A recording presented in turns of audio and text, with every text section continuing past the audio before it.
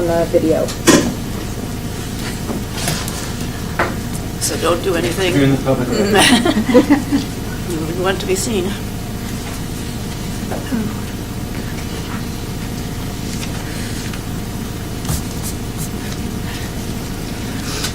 I'm kind of waiting for Travis to get here.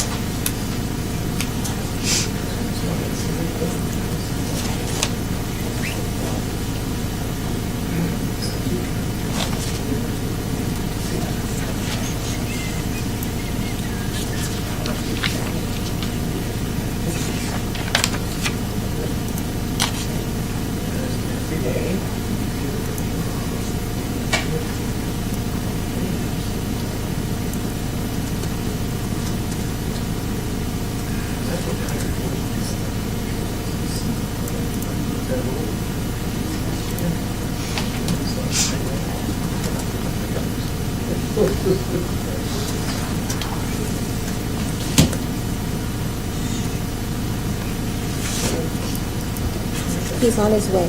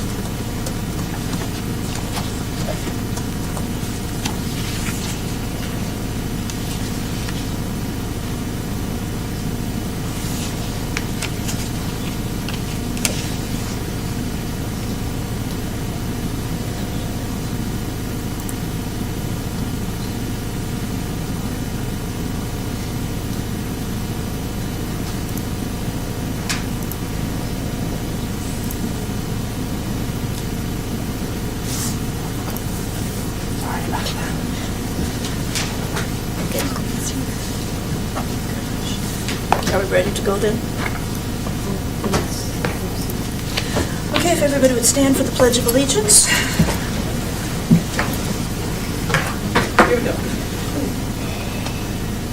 pledge allegiance to the flag of the United States of America and to the republic for which it stands, one nation under God, indivisible, with liberty and justice for all.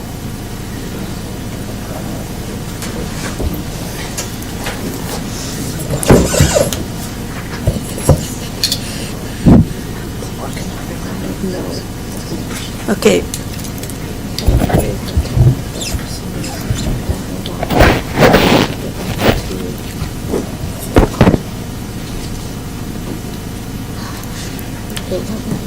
Is it recording? Looks like we have technical difficulties.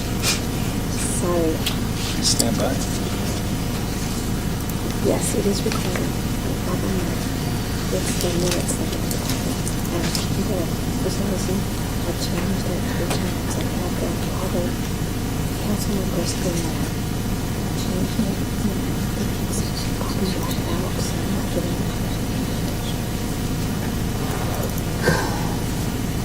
So it's the minute and it's not working. Okay, there's every time I get out of it, it's wrong. So, ready for roll call? Yes. Thank you. I'm sorry. That's okay. Sharon Watt, Present. Paula Bosell, Present. Tel Jensen, There I am. Jean Jones, I'm here too. Connie Taylor. Present. Thank you. Okay, the next item on the agenda is citizen communication for items not on the agenda. If you wish to speak, please come forward and give your name and address.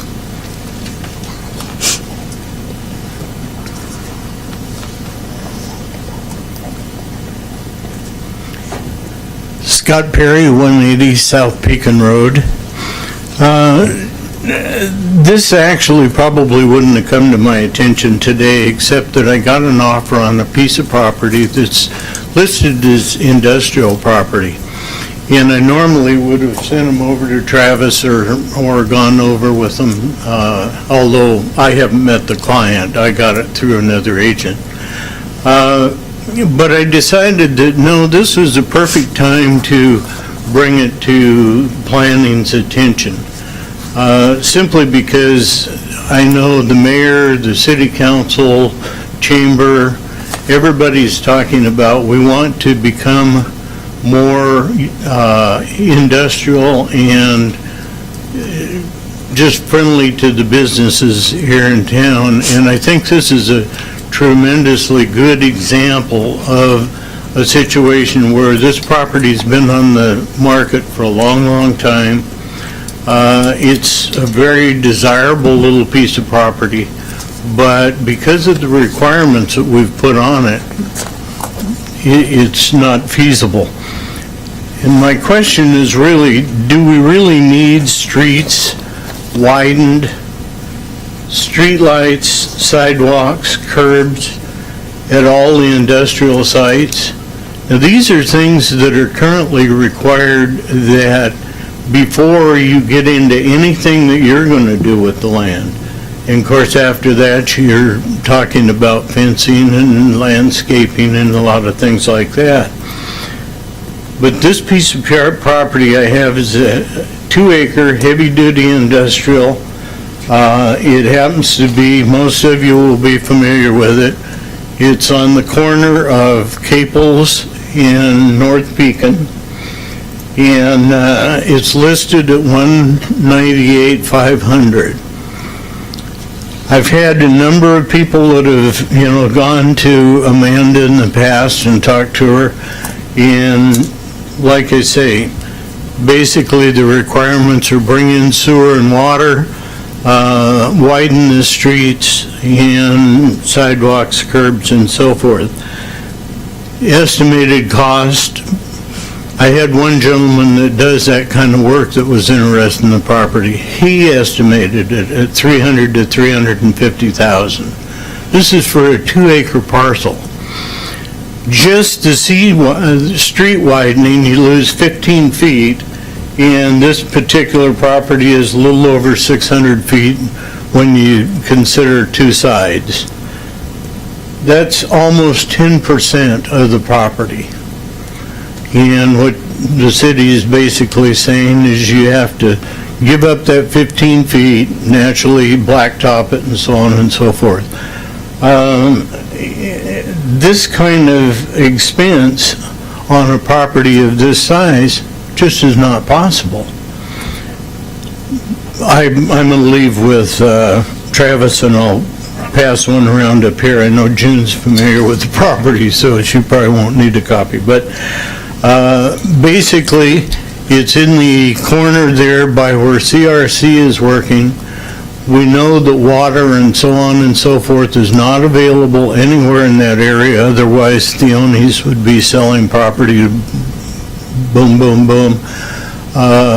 And there are no other sidewalks or anything in the area. So what I'm really asking is city council as well as planning and so forth, and kind of get input long-term from Travis as to whether these aren't the kind of areas where we can look at it and say, there's a reason here that, we could make some modifications, drop some of these requirements, and get an industrial user to be able to use the property. So I'm going to go ahead and give one to Travis. You guys, in my office, I'm limited on the number of color paper I can print, so. Okay. Thank you. Thank you. Anyone else wish to speak to items not on the agenda?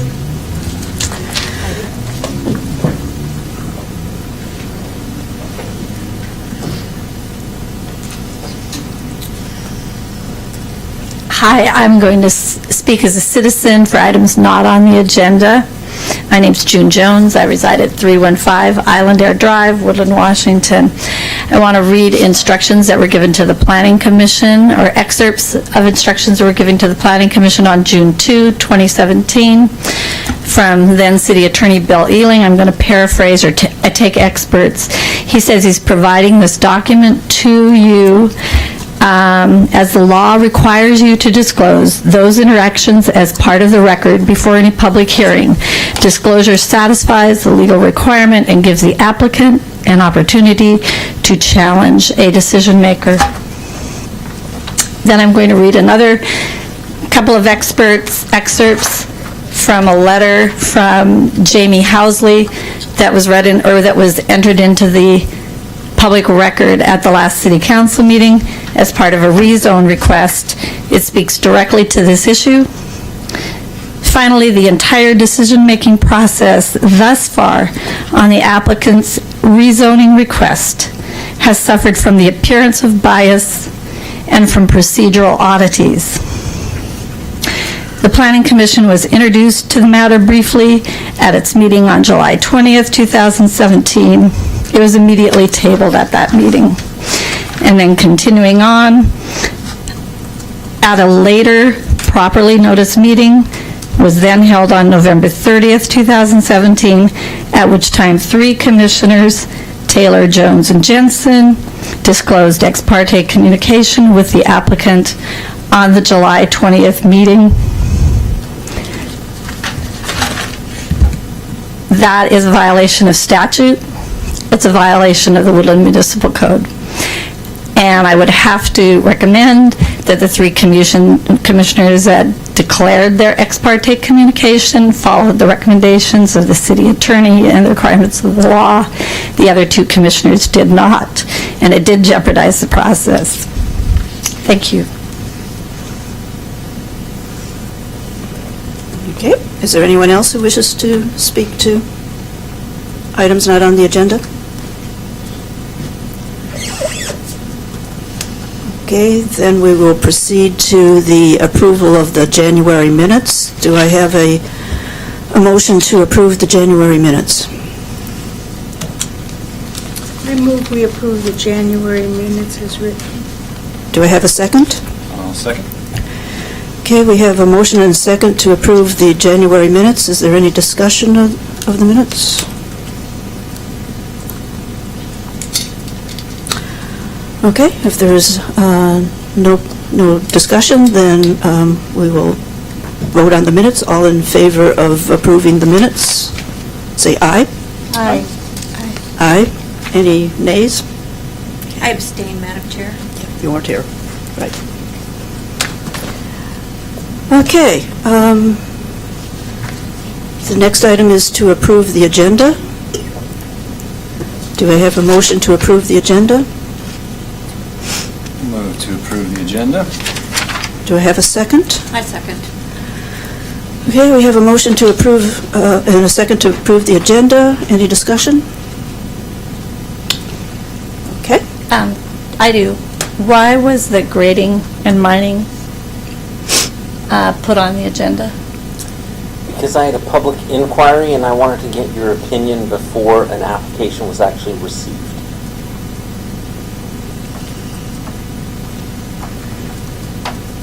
Okay. Anything else?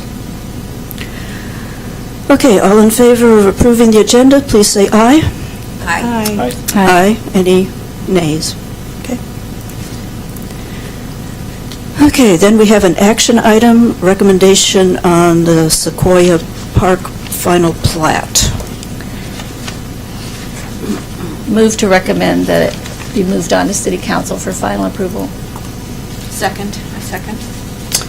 Is there any discussion? So we have a motion and a second to move it on to City Council. Any discussion? With a recommendation to approve. With a recommendation to approve, thank you. Any discussion? Do we have any staff report on that, or is that? Sorry? Is there a staff report on that? Yeah, there isn't anything in the packet about it. There so- is not. And I'm sorry, one of the things I wanted to ask you, hopefully before you started this, was I've never been in a jurisdiction where the planning commission has to review work that staff has done. So is this normally accompanied by a staff report or a staff presentation? Do you get copies of it routed to you ahead of time? Is that... We did the Meriwether plat in October? Probably. November? We Probably. did Sequoia. There wasn't a staff report. It was just, There wasn't? Okay. there was just the platting information. Okay. And we were given information on Sequoia, so we had time to review it and Okay. deal with this issue. It's not unfamiliar to the Okay. commission.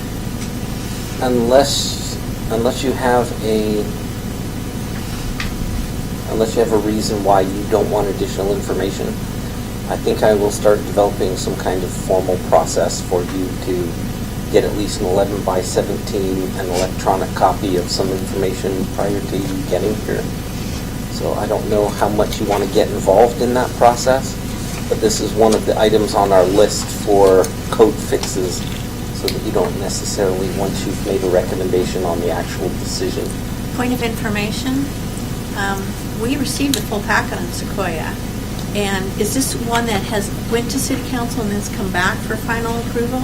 So that's because typically, once it's been forwarded to City Council, then the matter's dealt with. But in Woodland, there's some code that requires it to come back to make sure things were done.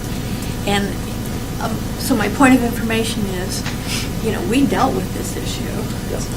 And Sequoia, you've actually dealt with it several times, because the original approval was back in 2006. Right. And then in 2008, when the market hit the trough, it's come back to you several times for extensions. And my understanding is that you did a full staff report discussion about attaching additional conditions to address changing situations since 2006.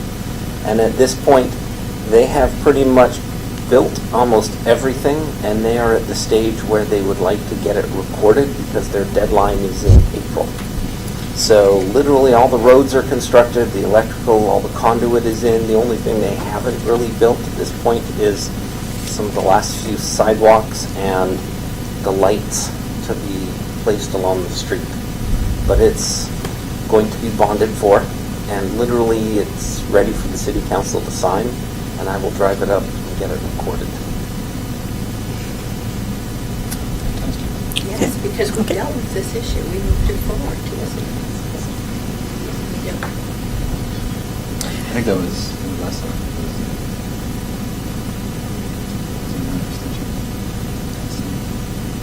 applied for the extension, we went through the whole But packet. we have to. And, so, Okay, so all in favor of recommending the city council approve this? Say aye. Aye. Aye. Any objections? Any nays? Okay. Okay, so we are on to the rules of procedure again.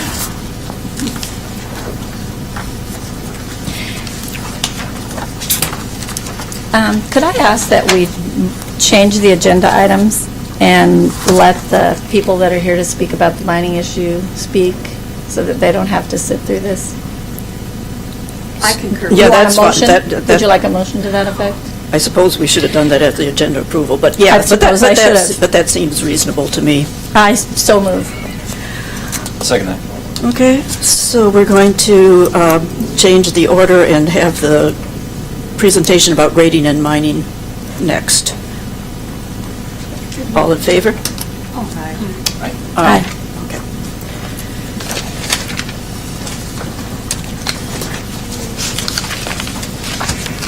Thank you for that change. Not that that would be interesting to listen to, but... Oh, it wouldn't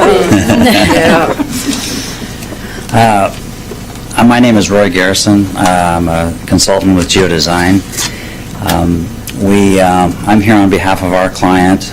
We've got somewhat of a unique operation that we're looking to perform here in the city limits, and it's a little uncharted ground for our experience, and so that's why I think, Travis, you put mining in there. I mean, typically it doesn't fit the mining format so well, and that's what I've done my entire life, is dedicated my career, this 41 years, to mine permitting and planning. So I have a long-standing working relationship with DNR and the counties, and we don't usually mine a lot in cities, I mean, it's for obvious reasons. So, but, Clark County, Vancouver, if you've been down off that area, you've seen that whole Section 30 was mined and put back into industrial or light industrial, commercial. So I'm usually working on those bigger scales. So this is a little unique in that this operation, and I think it probably best, I just did a very simple diagram to kind of show what we're talking about. But the purpose of us coming was to try to get a little understanding. We're looking for a little help on which way to go in the permitting process. It's right. I wouldn't even say it's real gray. It doesn't look like a mine, but it has some of the definition. Oh, thank you, Travis. There you go. Just put it there for grading.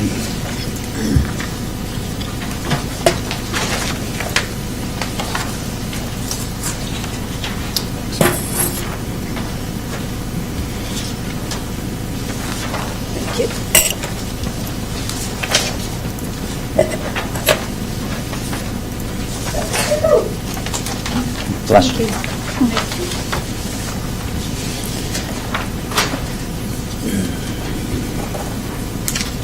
So let me walk you through this. This is a typical or conceptual diagram of how we foresee this process to work. And basically, it's an excavation of a material. In this case, it's a particular industrial sand that lies below the surface of topsoil.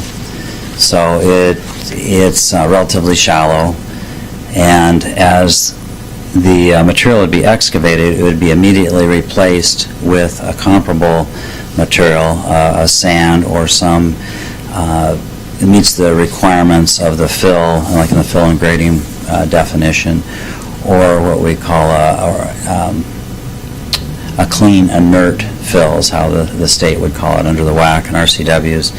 So it isn't something that can go back that would have any potential to. It's got to be completely inert. So that's very well defined in our statutes throughout the state.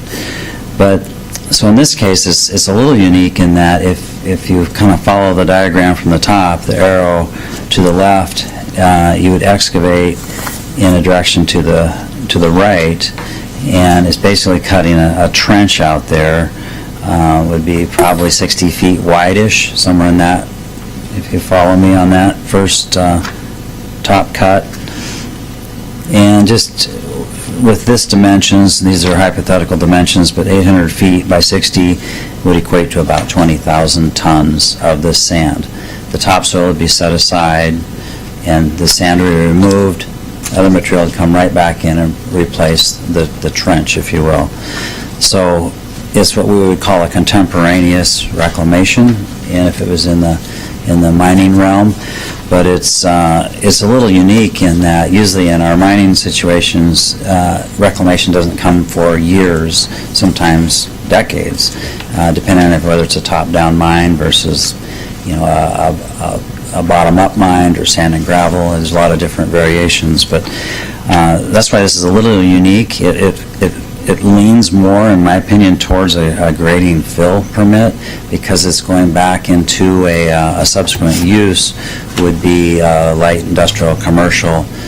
And much like you would see a large building site, or it doesn't have to be large anymore, it just depends on the soil conditions underneath the building. There's usually a geotechnical assessment, which defines the boundaries of how that building's going to stand, what's going to be required from an engineering requirement to put it there, meet seismic and all the different requirements. So in this case, it lends a little bit of a kind of an opportunity in that you put the material back, you have the opportunity to do compaction.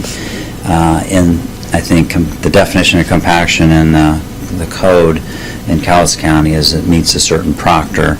Well, that's usually driven by an engineer, a geotechnical engineer would define what that compaction would need to be in order for the building or whatever is going to be on there on the subsequent use.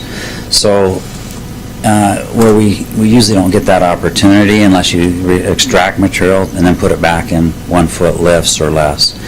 And so you have controlled ability to determine what kind of foundation you're putting underneath that. So in this case, that's exactly what the client would like to do. They'd like to build it so there would be build ready, not only for their operation, which they would do a screening plant to screen this particular industrial sand.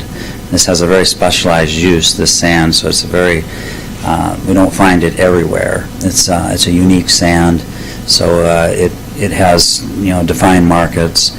So that screening plant is a very simple process, and Steve could probably speak to that a little more if you have questions, but it's a basic conveyor and a screen system to sort the sand.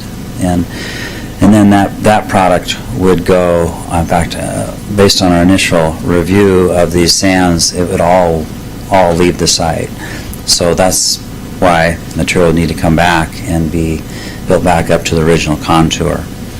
So if that makes sense, it's relatively simple in the world of how we usually are doing things, but it doesn't really fit. I've done several projects throughout the state over the last numbers of years with the DNR, and we've had situations where if the definition for DNR would be if it leaves the site for commercial purposes, they have a RCW that requires them to have a mining permit.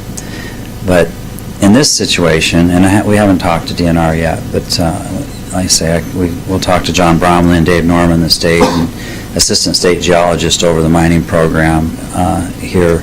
Once we get a little feel on what you guys would think we need to go, what process, because it doesn't fit in that the reclamation is happening so contemporaneously. We don't ever get a footprint opened up of very large at all, certainly not 3 acres, which is part of the criteria for the DNR.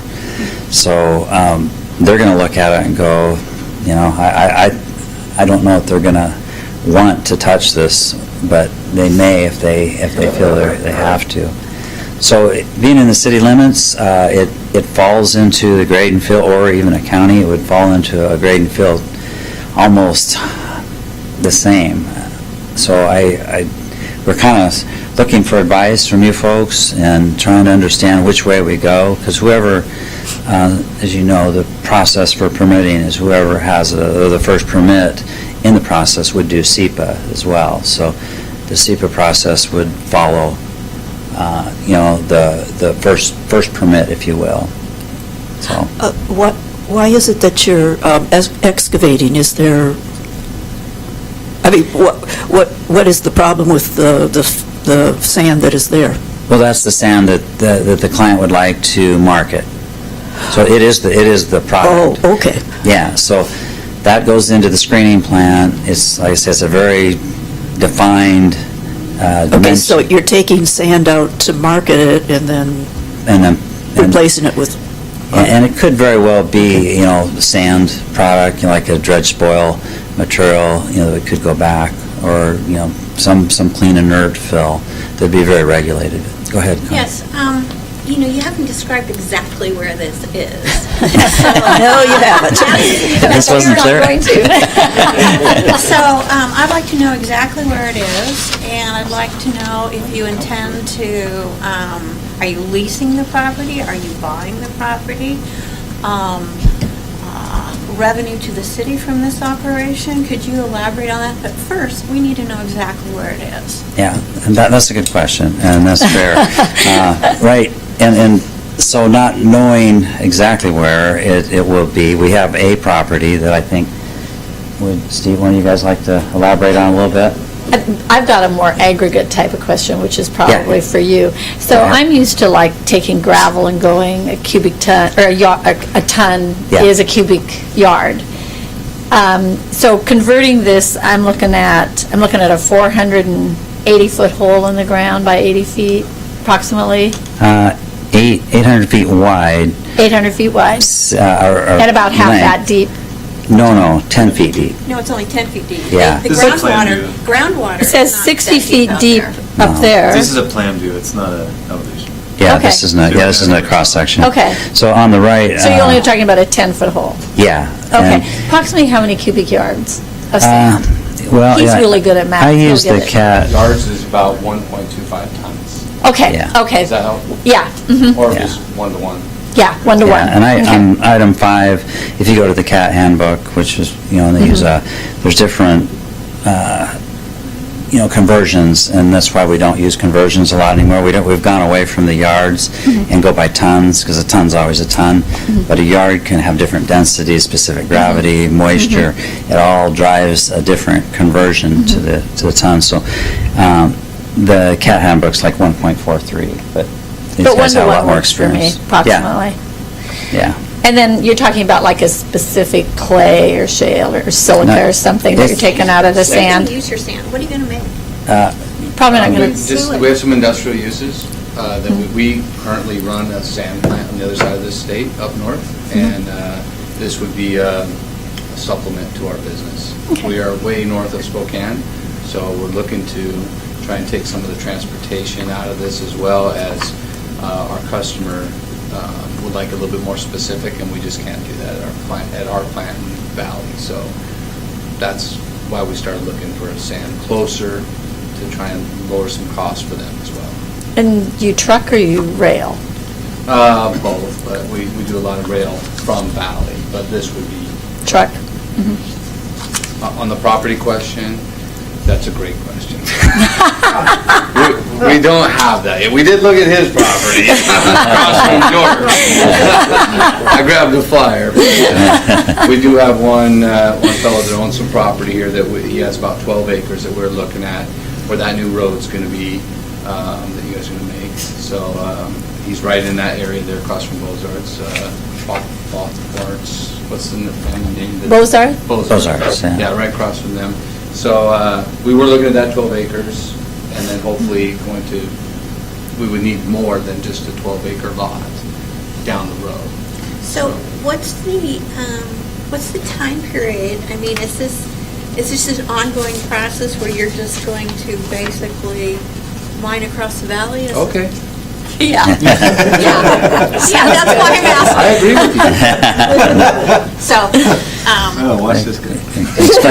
Explain the market right now, is roughly 20 ton, 30 Yeah. tons. One of the customers we're trying to convert over would be about 10 to 12,000 tons per year. And then there's another customer in the same industry that would be another similar. And then the third customer that we'd be looking for would be, if we got all three of them down the road, upwards of 40 to 50,000 tons a year, once that happened, which would be down the road. And then you would, Sounds I like you're making presume, cement. What's that? Sounds like you're making cement. no. So Yeah, that would, I'm curious that would what's- be about 2 to 3 of these cuts, these swaths a year. Oh, yeah. Mm-hmm. 2 to 3 according to According to these this dimensions. kind of dimension. Okay. And then I Okay, presume you, yeah. after you Yeah. fill it in, then you would put it back on the market for industrial use? So, yeah, we're trying to work with any landowners that want to. We had one. Okay, so you might not, particular- but this might be a lease situation. So it might be a lease, it might be a royalty situation, it might be we do all this, get it ready for industrial and get it out of ag and get it into the light industrial so you can build and grow the economy down here as opposed to farming, which isn't super profitable. What is the expected time frame to do a piece?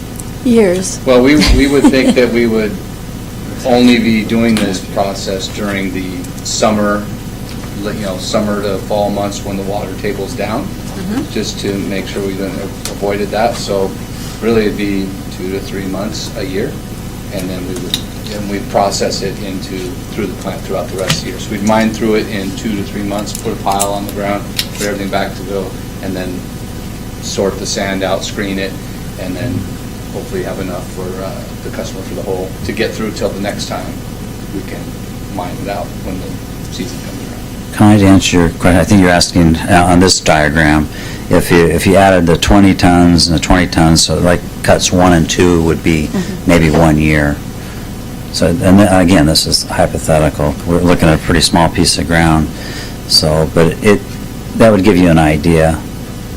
I didn't put acres on here, but usually when we're working in mining, we don't work in feet, we work in acres. And so to me, this is really small. Yeah. I mean, we work with folks that are doing 5 million tons a year out of like DuPont and some of the bigger operations. But so that's why it doesn't really fit, I put my shoes on in the DNR's office, and I'm out with their inspectors and permitting all the time, and they're looking at a lot bigger operations. So if it did go to a DNR permit, I would suspect we would have some type of monitoring kind of protocol with them, so they wouldn't have to come on site every month to say that, hey, yeah, you've reclaimed your hole, and we could. We've done this with them before on larger scale operations, but this, we've done them for diking districts and things where they've wanted to expand their storage capabilities of a diking district, like in a Longview area, and but they felt like they might have to regulate it because it was a much bigger area and they were moving material off site. But so we really don't know if DNR is going to want to permit this or not, but either way, as I read through the code, I didn't see it superseding a grading and filling or some kind of permitting here at this level. So, It should be more cost effective. well, it's not a whole lot, other than the annual fees for the DNR, but the plan will look the same, the process will be the same, so But less oversight? no, I wouldn't think, I don't know what kind of staffing you have, but those would be conditions like we would have in a permit, any conditional use permit will have, conditions placed on, and that'd be the opportunity through a public hearing, if there was a public hearing, and the planning commission to say, hey, we need to have this, this, and this. And that's where you see truck trips, you see noise, lighting, all those things are addressed in those type of things. And that's the opportunity. I don't see, and that's not the way we do business anymore. Those are the old days. That time has been gone for over decades. So. So are you talking about shovel operation? I mean, you're surely not talking about blasting. No, just an excavator. It'd be Yeah. just a, with this You kind of... wouldn't even be ripping or No, it's- ripping or grinding. Well, I was going to try to explain, if I might. Yeah, there you the go. Operation.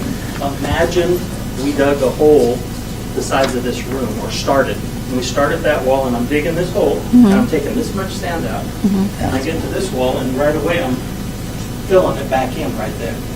And so the excavation will never really exceed much more than the dimension in width.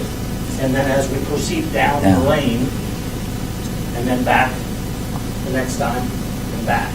But it's filled back in, so it's not like you've got this big hole in the ground. Because the plan is to backfill and compact it right as we move along. So if that gives you a little more understanding of a visual picture. And this particular depth is almost exactly what we're referring to. And the size may be a little bit deeper than this room is in depth, but something along the lines of what you see on the drawing there. Is it fair to ask what type of employees you're going to have? What sort of wage you're going to have? I don't even think we've gotten that far yet, but... Oh, just as a curiosity, you're running a pit in eastern Washington? Current employees that, out of Steve's business would be up there working. They're in the low 20s with full benefits. I'm just kind of curious, what makes this sand special? Is it gradation and shape? Sand, think of sand like the colors of the rainbow. Depending on the use of it, what the actual molecular, what it's made out of, the shape of it, it's amazing. Until I got involved, I never realized that what works here does not work there. Are you making wine bottles out of it? That's the normal Is that your business, normal yeah. business? Okay. This is Yeah. not a silica sand that we've been pulling out. It is in the lab right now, some samples that we've taken. But yeah, it's in the lab right now. I want to know what's in it. It does not matter to us how much iron, what the silica content is, things like that. But I'm curious. So it's in the lab. So. Yeah. Anything more than taking it and dropping it in the creek for specific gravities, but way beyond me.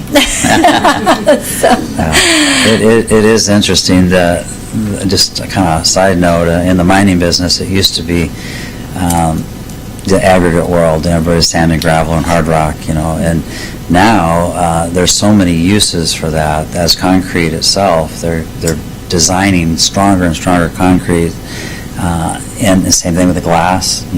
Hempels of Lane Mountain's been producing some of the best glass, that Cardinal, these larger, everything from plate glass to bottle. So it has a lot to do with the makeup of the sand. What's unique here is, as you know, the Woodland bottoms, you have is like a large delta. At one point, either the Columbia flooded in here. It's a little bit of a rough geologic, overview, but you have had the settling of the sand in not very deep, but it's 10 feet.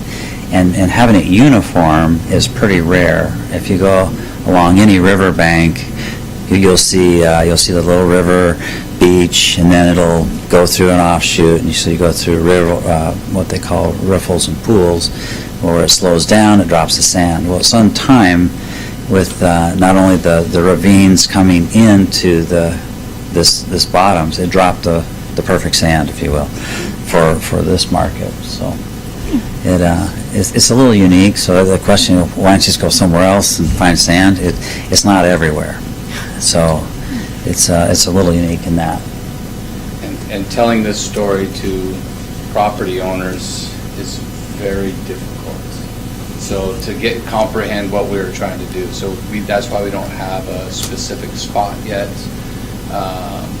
We do have some ideas where we'd like to be, and it's just a matter of kind of going through the process. So what do you guys think? Are we going down the right path? Is it feasible? And then really more people to understand the process.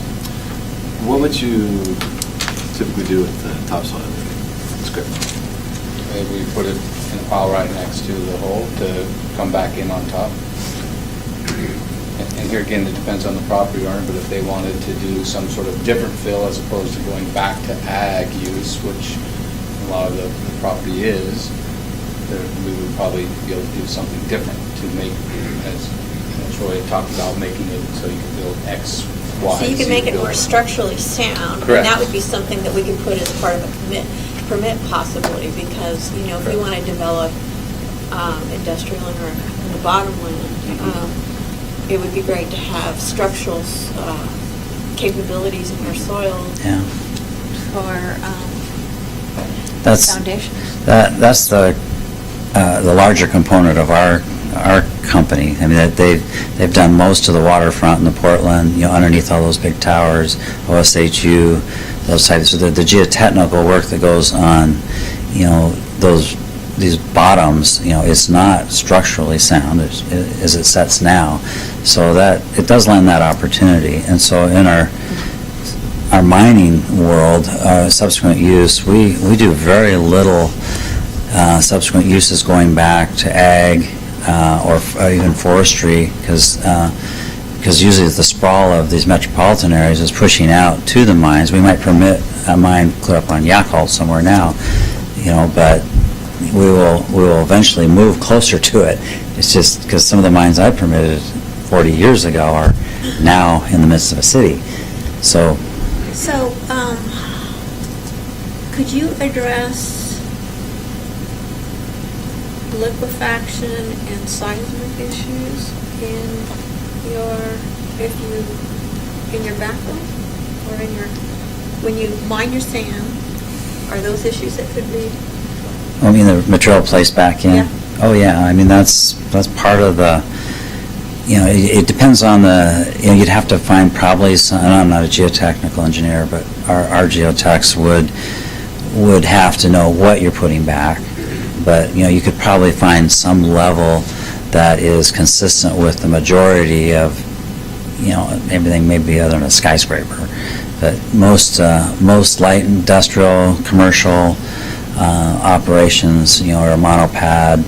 So you're looking at typical, Proctors of 90, that range. And that's the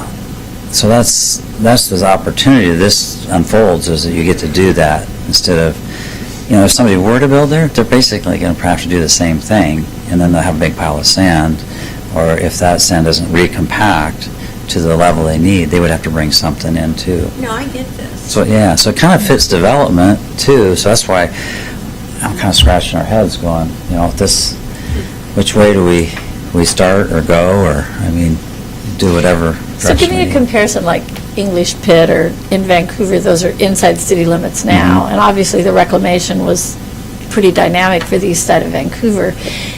Is their industrial code allow mining, or were those non-conforming pre-existing uses? Or give us some expertise back from a code standpoint of what you see. Yeah, that's a good question, because it's gone, the Fisher Quarry, Fisher and Fisher East are the most recent ones. The up above is Reeves Par, English. I did all the reclamation plans for all those, but they all had different It looks a subsequent lot better. uses. They do. They do. Well, the tech center that's there, that was all Yeah. built on previous, and Freiburg's up there. They've got a couple other mines. That whole section 30 used to be just all mining, and then as they finished their mining, Geodesign actually did the tech center, all the geotechnical work on that. We're working on Reeves Par now. So, and English, same thing. We did, that was even kind of one of those worst case scenarios. It's pretty ugly. Yeah, it was slurry, basically from the adjacent processing plant. So it was a mud. So in a sense, we had to decant that by basically putting a press on top of a preload. And again, I wasn't the geotech there, but I was getting some osmosis because I was doing the permitting side of it for the DNR and the city. So to answer your question, in that case, a developer jumps on those opportunities and say, hey, this is now a good piece of land for development, like the Home Depot that went in right there. That was set up, and we're doing that. Evergreen's another one. I think, not Rachi, but Tappanys? is backfilling now. We have an engineer there on site that's managing that fill going in. So it's like you're saying, yeah, they're putting a prescribed fill in to support whatever land use they had. In that case, it's residential, but Fisher East are all going back to light industrial. It went back into the city just recently. It was under DNR's preview, their purview for mining regulations, both of those sites. Fisher was the oldest mine in the state of Washington, but they're coming to their conclusions, so the DNR didn't want to go to those steep slopes. The city said, we want to keep the steep slopes as long as they're stable. It gives more floor space for the commercial and brought more revenue into the city.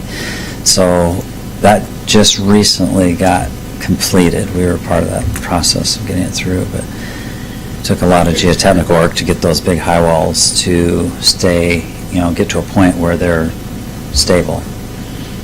So in this case, that's why it doesn't fit mining. Well, that was county, like, in the 60s and 70s? Oh, yeah. It was county, and then the city annexed. So you must have been under city code. So is it their lighting industrial code, or do they have a separate mining code? That's my question. Yeah, is from typically, a code standpoint. cities, just like Woodland and a lot of the other, even smaller metropolitan areas, they don't have a mining ordinance. They don't have mining staff to regulate it. So that's when DNR steps in, and it usually circumvents any grading, fill permits, that type of thing. What is done at the front end, if there's no zoning change, it often just goes straight to DNR. But ultimately, if it goes to DNR, the city or a county would have to sign off on the subsequent use. It's called SM6 form. And so that at a minimum, that would have to happen, if it went with the DNR. If it stayed in the city under a grade and fill, like I say, you could condition, and I'm sure our clients would work closely on, the conditions too, to fit what you guys were looking for a post operation, and, all the other issues, traffic, noise, dust, lighting, the typical public issues.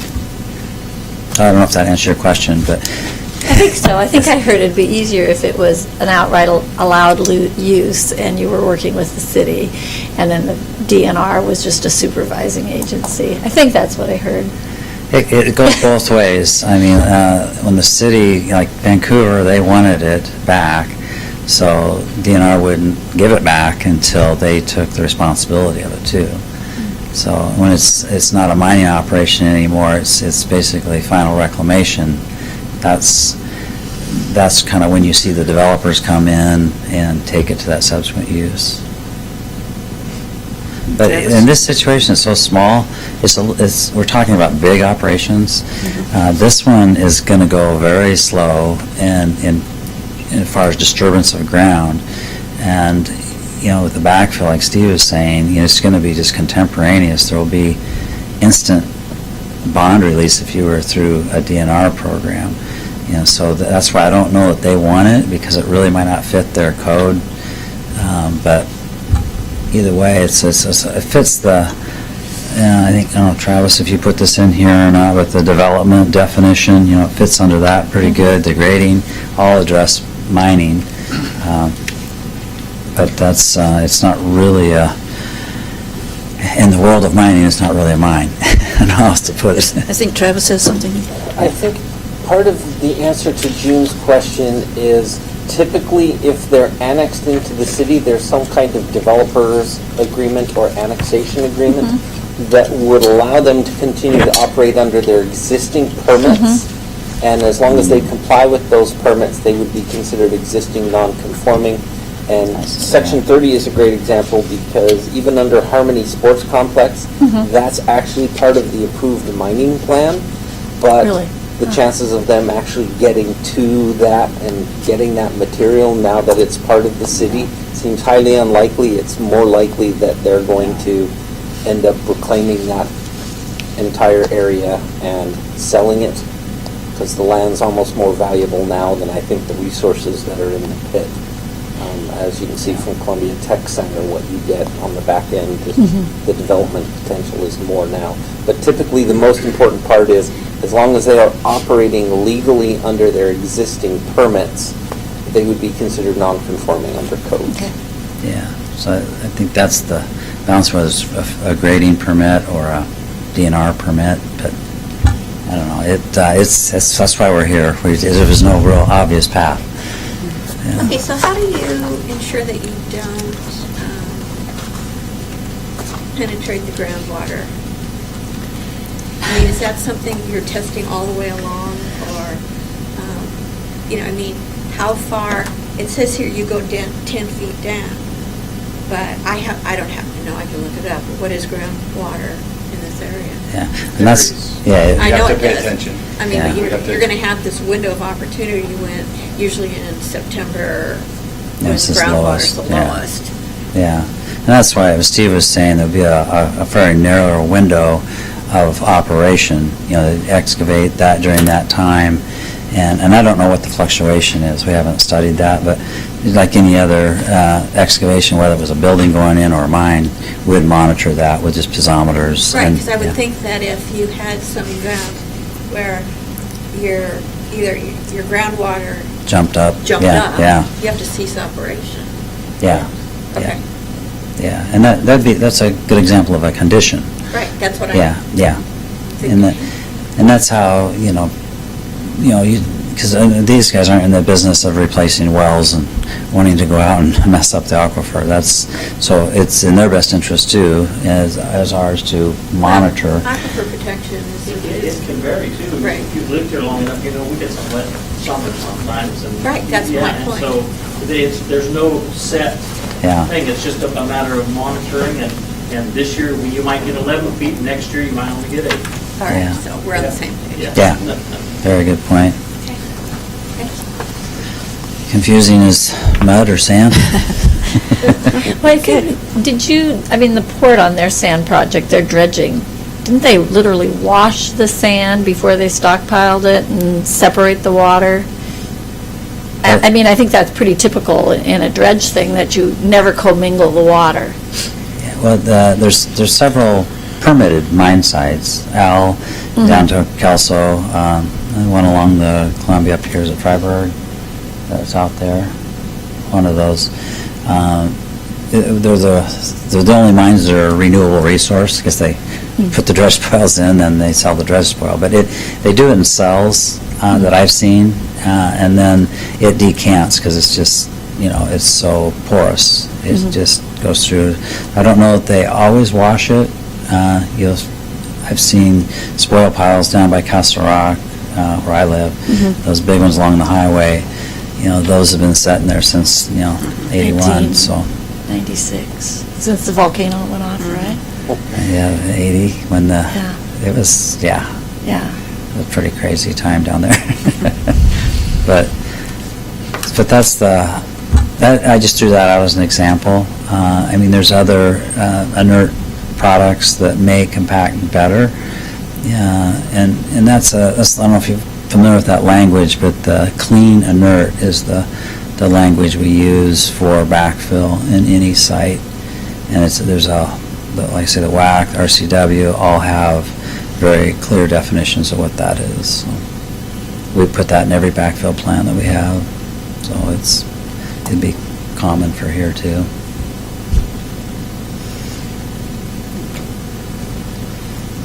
Yeah. Anything else? Crystal clear. Crystal clear, just like mud. Yeah. Okay. Thank you. So just one more thing. It sounds like you just kind of want to know Well, one way or the other, right? yeah, if It sounds there's like you a- have- We're on a path right now, and we're at a fork in the road. Yeah. It sounds like you don't necessarily have a preference for one or the other at this point. You just want to know. We've been dealing with the DNR forever. We just want to do the easiest, the right path, and Roy had said that this might be the right path to come in through the city. And actually, we met with Travis, and he kind of helped us through that process too. So that's why we're here today. but then we need to convince a landowner as well, so this is, If we Yeah. can leave a finished product that is ready for somebody to build on, meets all the code, then you don't have some of the issues where we can't get to it because there's too much to do for the value. We've just increased that value. I've heard and met him before, and I think I've heard and met you before, but you didn't introduce yourself. What's your name? Steve, Kennedy. Okay, all righty, that's what I Where thought, did but we- where did we meet?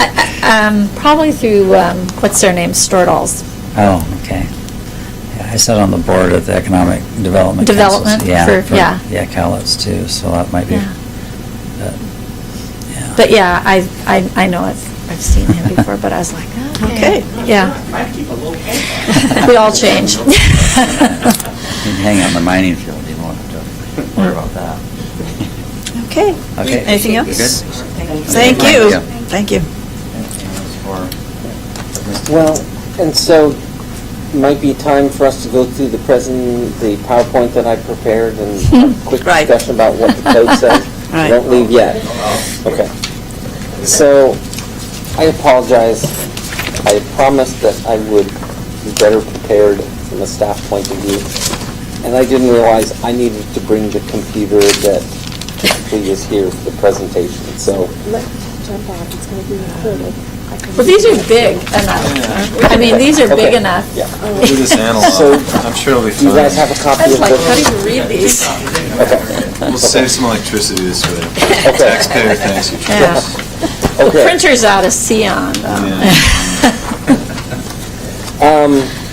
So the first couple of pages are just simply letting you know that our code is not exactly clear on mining and grading. There is mining in the definition in chapter 14 for the building and construction section. Also the environment and also the zoning code all consider mining to be development. However, when you look in the zoning section, that doesn't necessarily give us a lot of help. So I kind of broke down some of the relevant sections here. I think the first thing I came across that I thought we needed to talk about, and that was section 15. So I'm on the page 22 of 56, the bottom of that page under environment. So it's 1508.030, which defines mine as potential geological hazard areas, which basically means that liquefaction and steep erodibility are concerns typically associated with mines. And then when you get to page 23, it talks about Department of Transportation. Department of Natural Resources. I spent some time with them. And they indicated their surface mining reclamation permits aren't required unless there is a 3-acre or larger pit or mining area, or it has a cut wall that's 40 feet in height and a certain percentage of slope. That's when they would require a reclamation permit. They specifically have a exemption, though, that says no reclamation permit is required if they have a permit from the local governing body. So say, for example, that we approved a site plan for construction on this site, or let's take Columbia River Carbonates, which is currently doing grading, and they're planning a bunch of pilings for their site for the foundation of their building.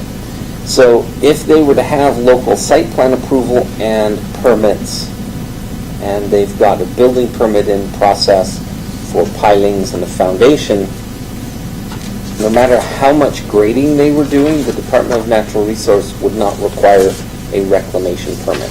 So essentially what the Department of Natural Resources says is in some occasions, the reclamation or the closing of that activity is left to the local jurisdiction, which is how you get the Columbia Tech Center up in Vancouver, where it was just a huge open pit until they put a road through it and started building on the bottom of the pit. So, whether that's your typical reclamation, it's not, I can tell you from my experience.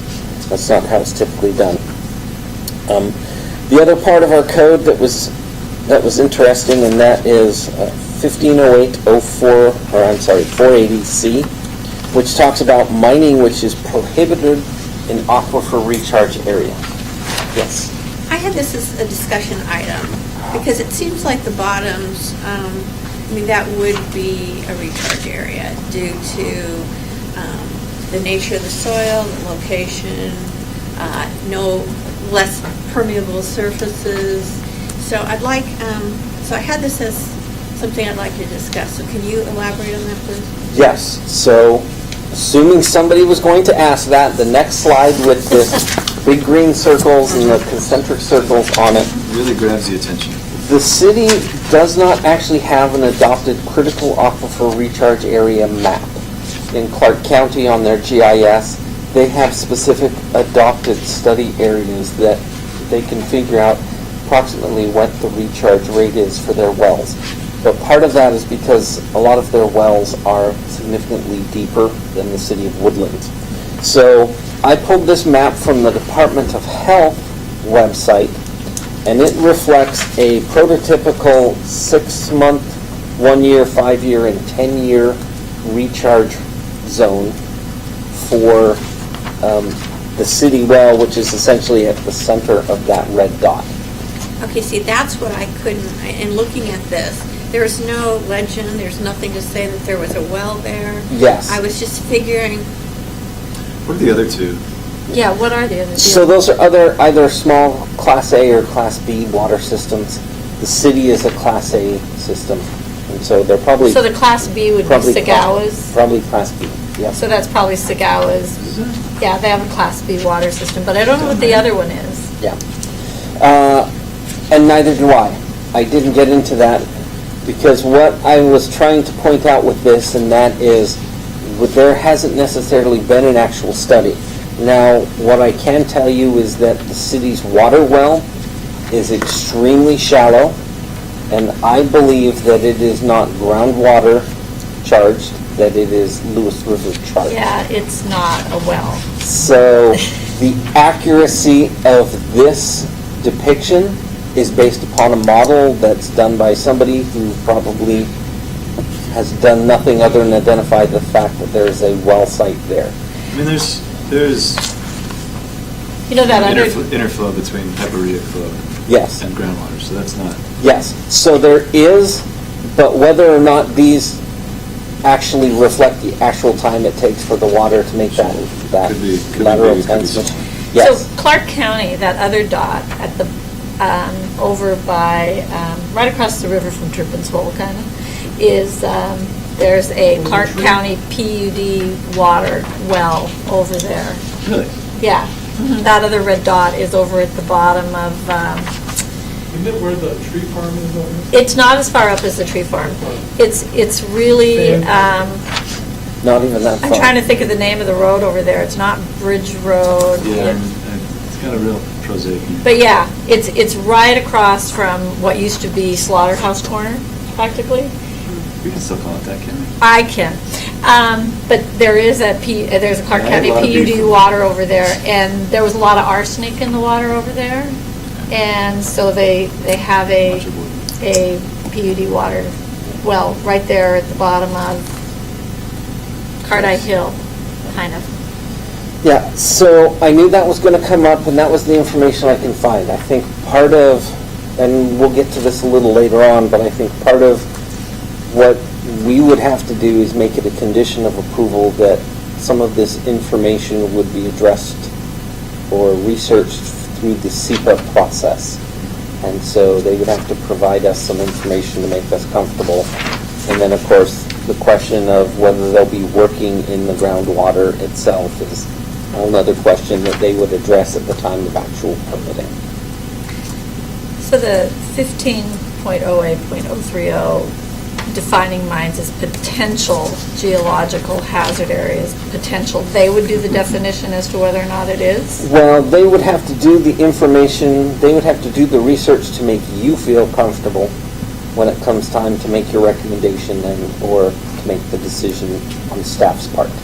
So yes, so ultimately, just because it may not be identified or it may not clearly defined be defined in city code. Ultimately, there are other state codes that they have to meet, and they would have to comply with those codes. So, and we'll get to that a little more as we get to the bottom of the presentation. So,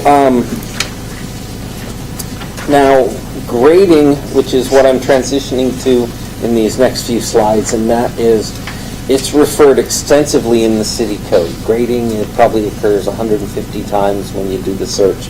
And so it really doesn't help, because typically it's the kind of groundwork that's associated with some kind of specific development, and it doesn't define size or scope or amount. It's totally discretionary as to what that means. What's probably most important is on the top of page 26, and that is that typically grading is covered under a grade and fill permit, which is Appendix J of the building code. So we would actually require a grading permit through the building official, and he would work with our engineer, whether it's our consultant or our public works, to address the structural issues that get addressed in that.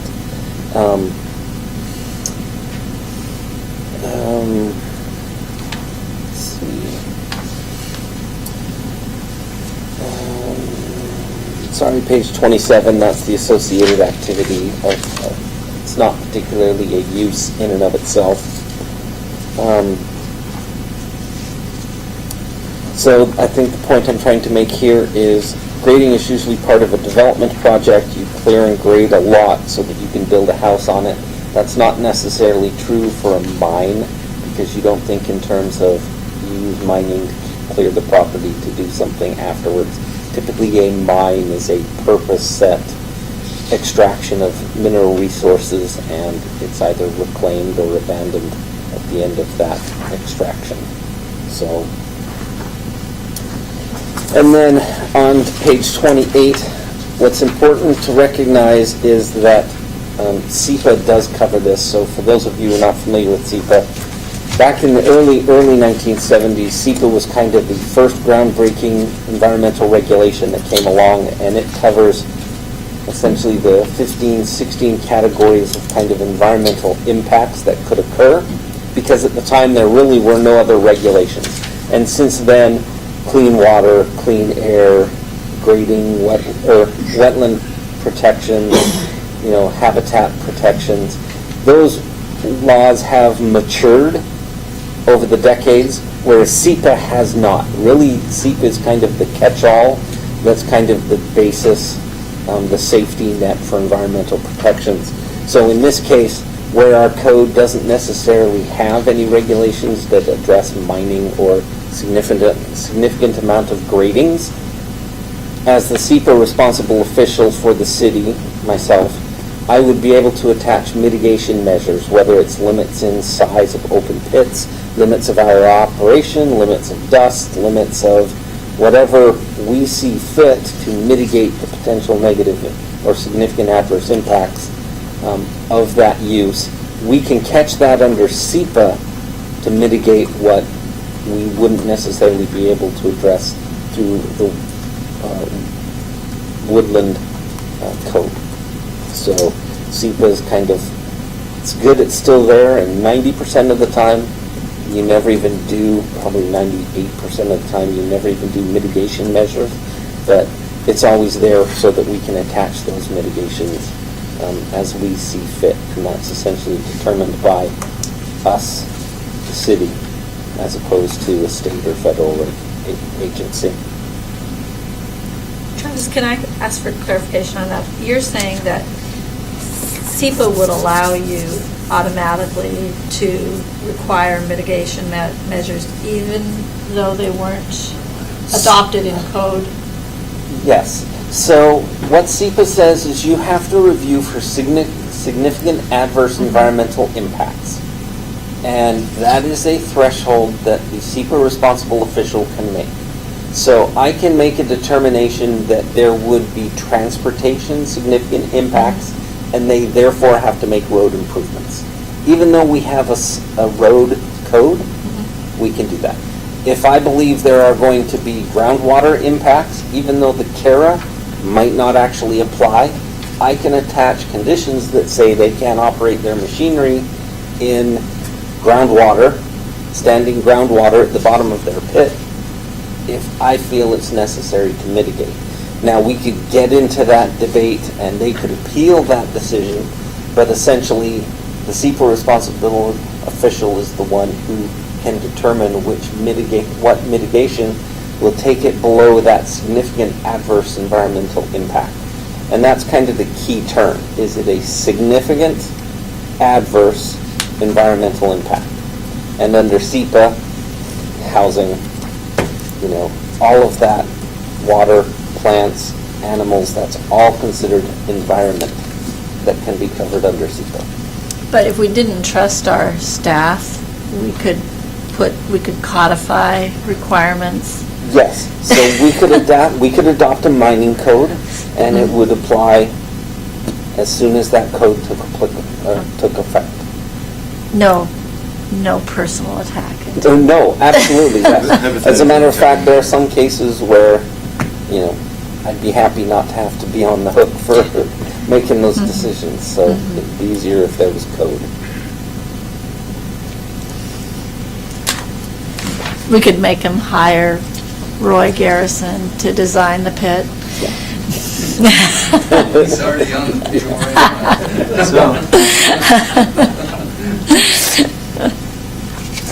now. So, moving on to the zoning on page 29, just to be clear that there are really no zones that permit mining in and of itself. Grading is permitted in all zones, and I actually have to revise that first bullet because later on I will talk to you about it. Commercial zones, they prohibit nuisance uses. So if they were to find a commercial piece of property, we could theoretically consider it a nuisance depending upon the environmental review and deny it potentially because of environmental impacts that are nuisances. Residential zones, they're prohibited uses, or residential zones prohibit uses not listed as permitted. So totally different situation in residential, so we don't really need to worry about residential. The heavy industrial and the light industrial are probably the two viable zones that give you the opportunity to get involved. First of all, the heavy industrial says that all other uses are permitted provided they meet the development standards, which includes SEPA. So ultimately, we have the opportunity to influence the development through the environmental standards again.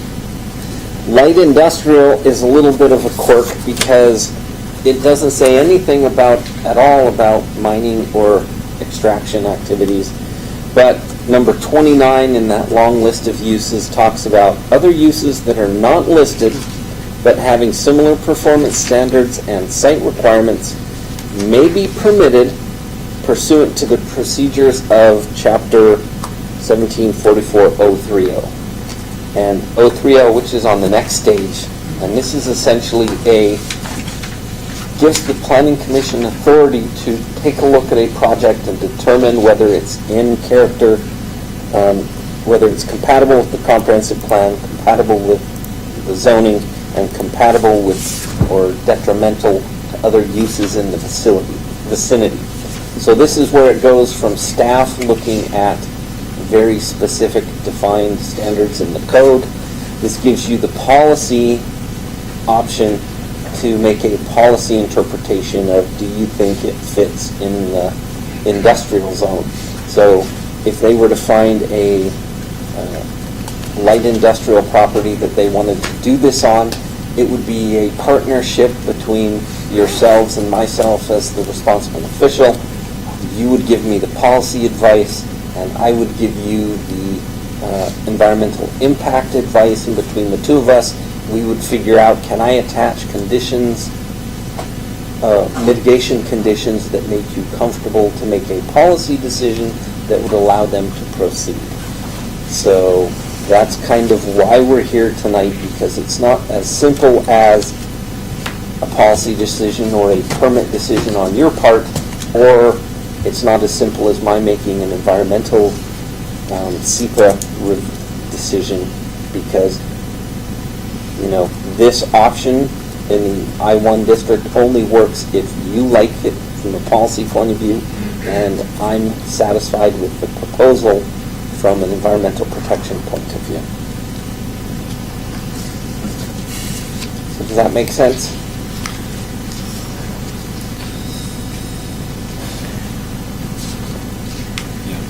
Okay. So the last two bullet points are like, are those your questions? Like, determined to add use as a permitted use, concluded as included as an existing use, are those the two questions you? Well, yeah, theoretically. And you can recommend that we, take up mining as part of our code discussion, and then as part of the next conversation, we can talk about how quickly you would like me to try and formulate something and bring it to you. Or kind of that second question, are you interested in considering it a grading activity if it's of sufficient size and scope to allow them to prep the ground for industrial development on a particular piece of property? I just have a question in terms of, and I'm not against this, this is just clarification. So if they're extracting materials for a supplemental use, I mean, that is the definition of mining. Yes. Whether or not they need a Department of Natural Resources permit isn't something that I'm worried about. It's whether or not they can get a city permit once they get their state permit, or if the state doesn't require a permit, how do we want to handle it from our point of view? Because if they had a permit in hand, it would still be the exact same question. Yes. Yeah, how do we want to handle it? Which is kind of why I wanted to bring it to you for this kind of abstract conversation before they've even applied. But it's still subject to final approval by the city council, based on the 1744.030. Well, it might depend on your interpretation, because certain interpretations or certain types of permits, the city has a table in 1908-030, if you're familiar. Yeah, you gave it to us with this a one. I week gave ago. it to you the other week. Certain types of permit, you are the deciding authority, and some of them you are the recommending authority. So again, we get back to, if it's a legislative decision, you make recommendations to the council. So if you wanted to change the code, you make that recommendation to the city council. If they were to actually apply for a planning commission interpretation of what the code says, you get to decide, and the majority vote, you get to determine how that decision gets written.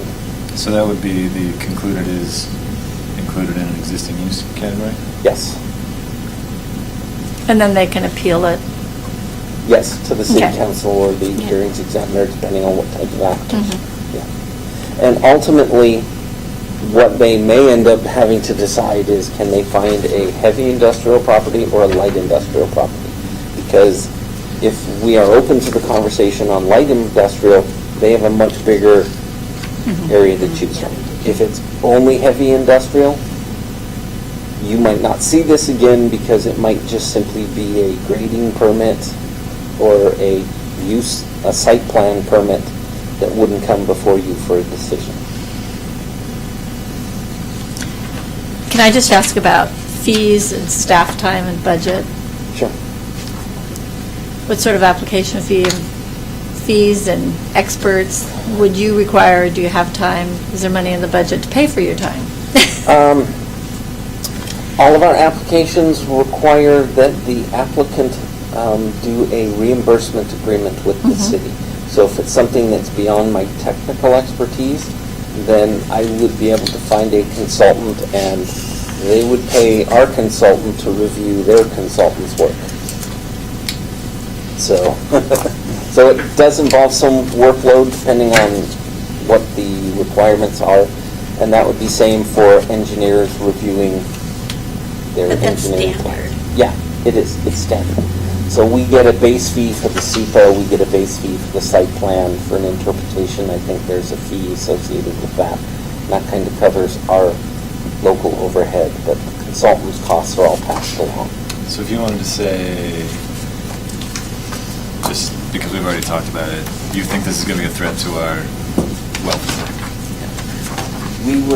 We would address that as part of the environmental checklist, and I would definitely bring in somebody who's a hydrogeologist to take a look at those kind of issues and search through the well log history, which would probably be part of their research to get started anyway, so we'd have it double checked.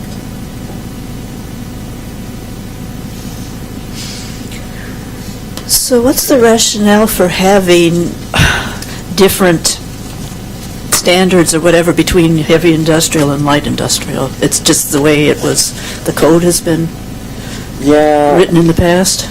Yes, and who knows how long the code has been that way, so. We've had the two zones for a long time, and they used to be the same, and then there was a minor change and light industrial. Yeah, but, I mean, why couldn't we say the same thing that we say for light industrial that we say for heavy industrial? So actually, the heavy industrial allows everything in the light industrial plus everything else across the board, provided that you can meet the same development standards. So Adult entertainment is one of the things, So there's a long list, It literally is the regular and the light zoning.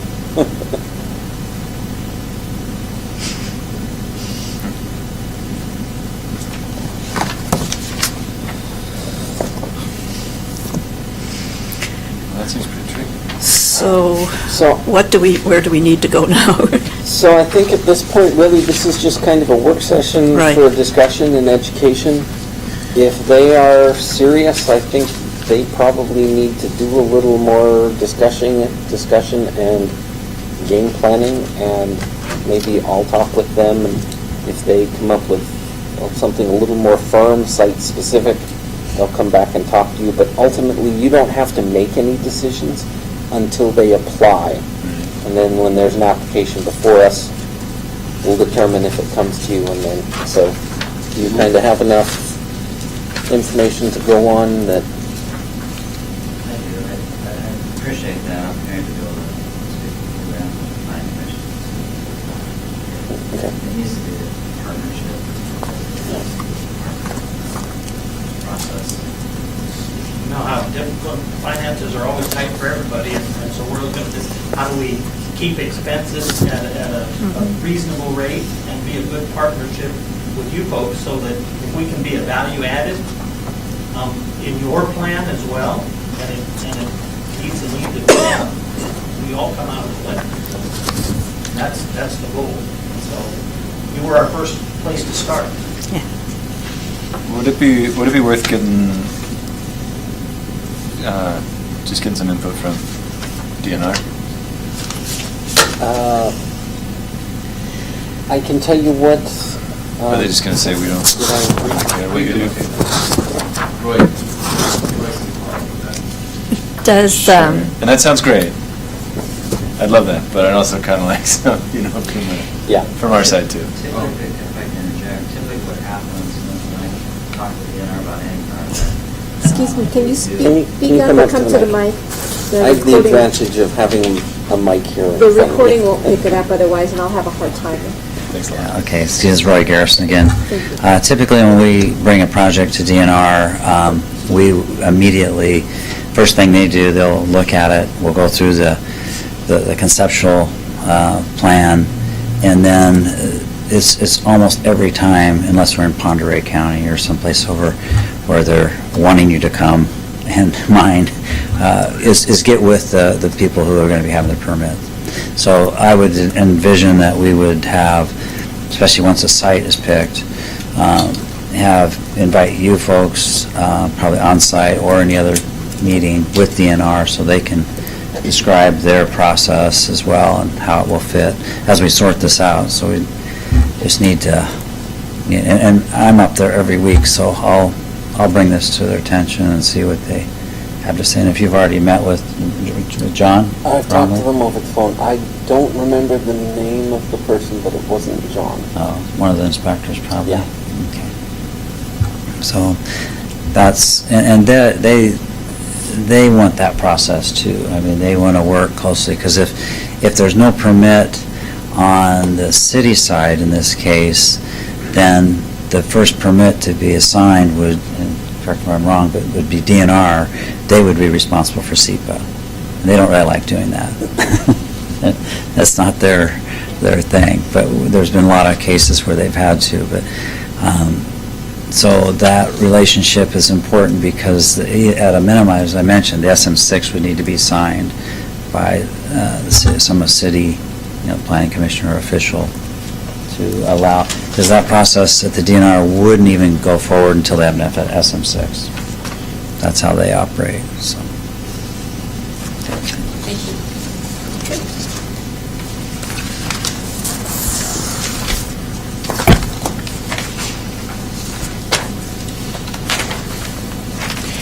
Just one more question, Trevor, on your bullseye. So, if they were outside the bullseye on industrial ground, they would be an allowed use in a heavy industrial zone, correct? That map only applies to the critical aquifer recharge part of our environmental code. Okay, And mines are prohibited within recharge areas. And we haven't defined recharge area. So we have two questions. What's the recharge area? And two, is it a mine? Because if we were to give them a 20,000 cubic yard grading permit, they could do it wherever they wanted, regardless of what this map shows, because it's a grading permit, not a mining right. permit. So, and that's my question. Yeah. If this is the only Yes. recharge area, and they were outside this, in a heavy industrial zone, Yep. they wouldn't be asking us? Oh, yes, sorry, I missed the heavy industrial. Yes, absolutely. Okay. They could. So I Not would- that I like to skate around the rules, but I'm like, Yeah, I think that's the question, is this the recharge map? yes. And I would consider this best available science available to me at this point.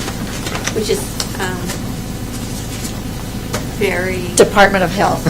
marginal in my opinion. Provisional, perhaps? Yes. And Yes. that map's great. Which is why, if they were to undergo an effort to try and provide better information, it would be pretty hard for me to argue that their site-specific information isn't the best available science for us. Well, And you But mean, then you'd look into it, you would also Yes. do further but, investigation. we have to, everybody can hire a gun to say what they want, so we Yes. have to Indeed. be comfortable with. Yes, our- exactly. you know, Which is We're where gonna our- drink that water for a long time. Which is where our consultant would come into That's that as right. well.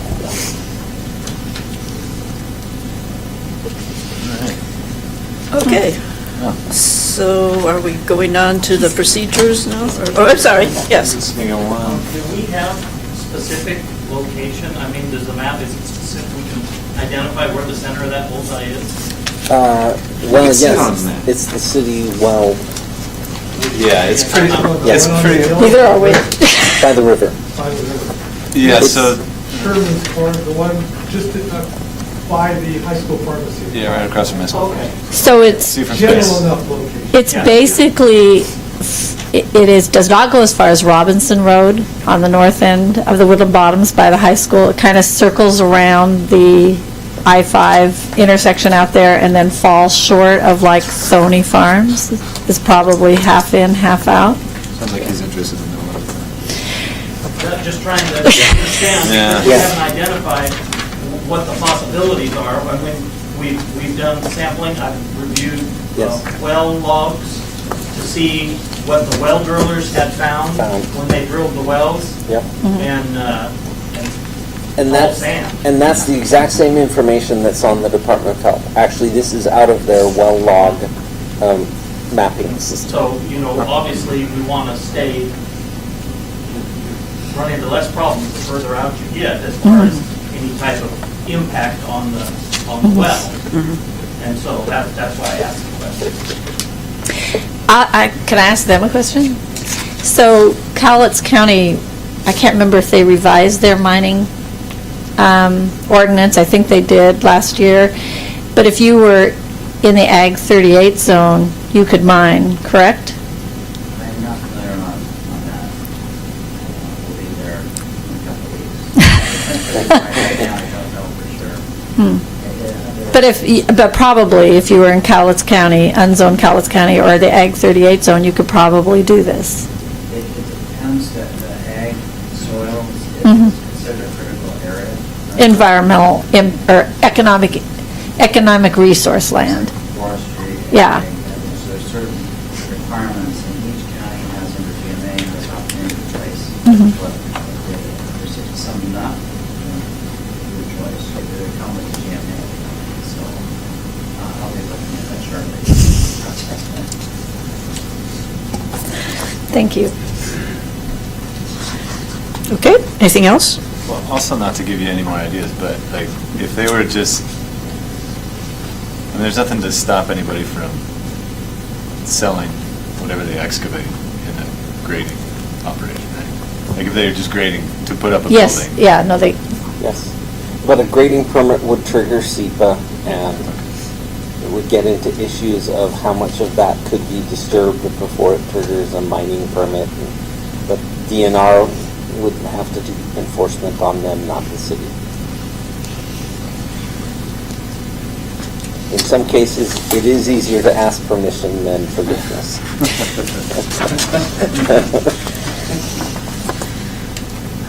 All right. Okay, are we ready to move on? Can you take a break at this point, please? I would Take a like break? to have a break. Yes. Okay. Short Sure. recess. Fantastic. Thank you. Thank you for coming. Why don't you have yours on it? I don't, you don't think so?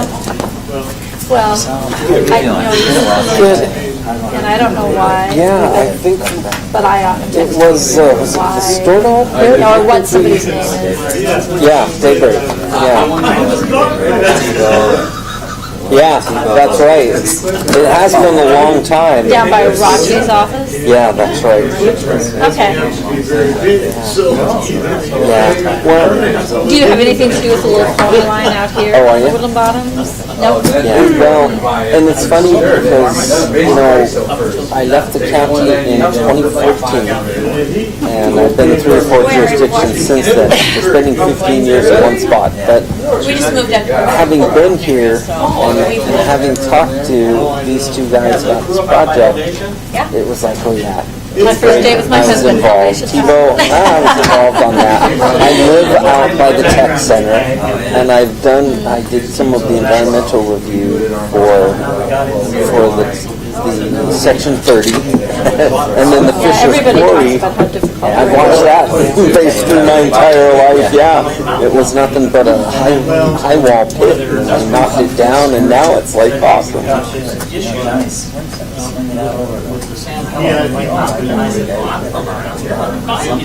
Yeah. One day I actually stumbled onto the Woodland Bottoms, which is on my back door, Yeah. you know? So yeah, I never expected to know all of the mine sites in the county, but somehow I got sustenance. My wife has horses, she loves horses. Oh, really? You looking at anywhere in Don't particular? know, just you looked really familiar. I was like, I was hoping for that. no. Could be, right? No? Well, Mr. Garrison, I do remember him from Oh yeah, Livingston Mountain Quarry. I forgot Cowlitz that was County, it. and then I think maybe like even like the Zunstein If it was involved in any of the mining. Yeah, Yes. yeah. Because there was a Canadian company that was going to do a gravel pit right over where that other mine is on the Clark County side of the river, and I don't even know whatever happened to that, but it's. It's possible that Yeah.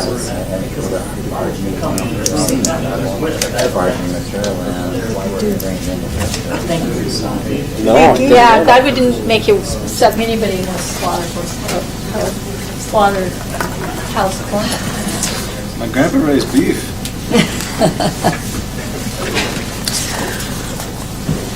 Okay, so let us resume after our break with the draft of the procedures.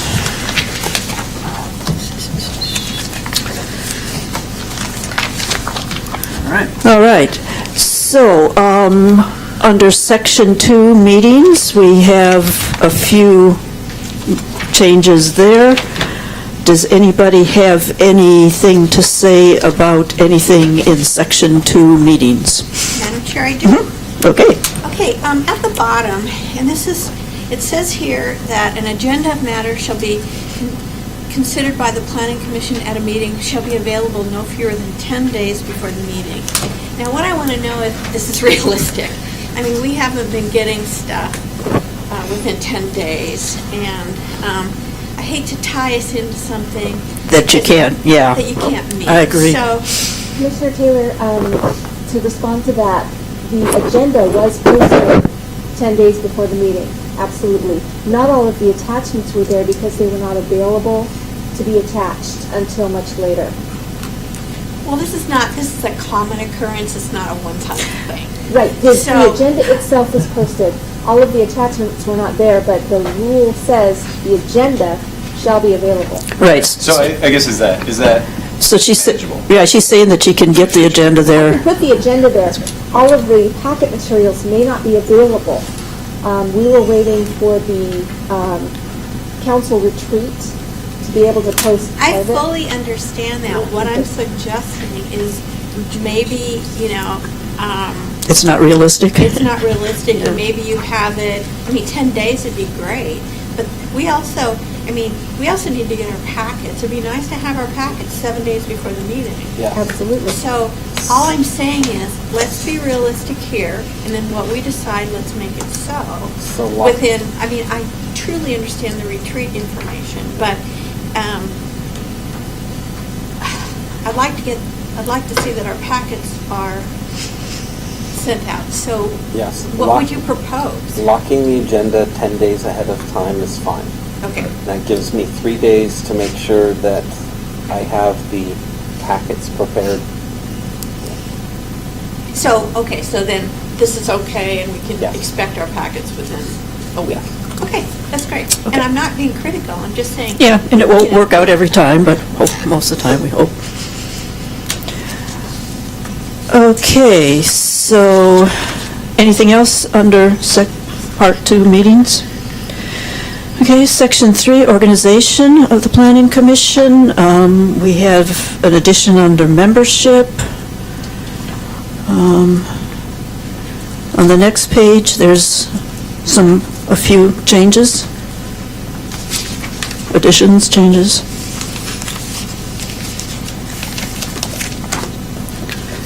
Anybody have any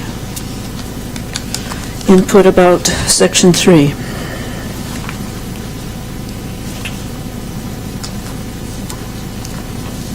Okay, if not, moving on to Section 4, operations and conducting business.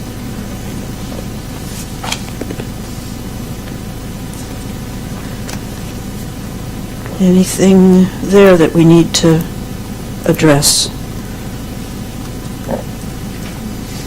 Well, I still think conflict of interest and appearance of doctrine should be two separate paragraphs. They're not the same thing. The requirements are not the same. Yeah, didn't we? Yeah. You brought that up before, didn't you? Yeah. Yes. And you are correct, they are two distinctly different. Someone may have a conflict of interest, and they're two different things. Yeah, I see your point, but I also see they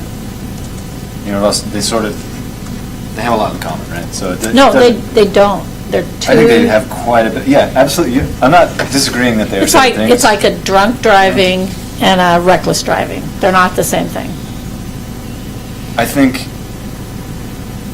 Okay, but those are legally. Those also have a lot in common. Those are they're both rolling violations. Sometimes drunk driving gets busted down to negligent driving. Those are, So given the wording that's here, is there a place that you could break it apart, that you could? Well, they could be two separate paragraphs. Right, but, I mean, it wouldn't be as simple from your viewpoint as just stopping at the end of one sentence and making, I mean, to me, just the fact that there's an "and" in there, conflict of interest and appearance of fairness, like that, just reading this, that tells me, okay, those are two different things. I don't have any particular issue with separating it out. That doesn't bother me. how would you do it?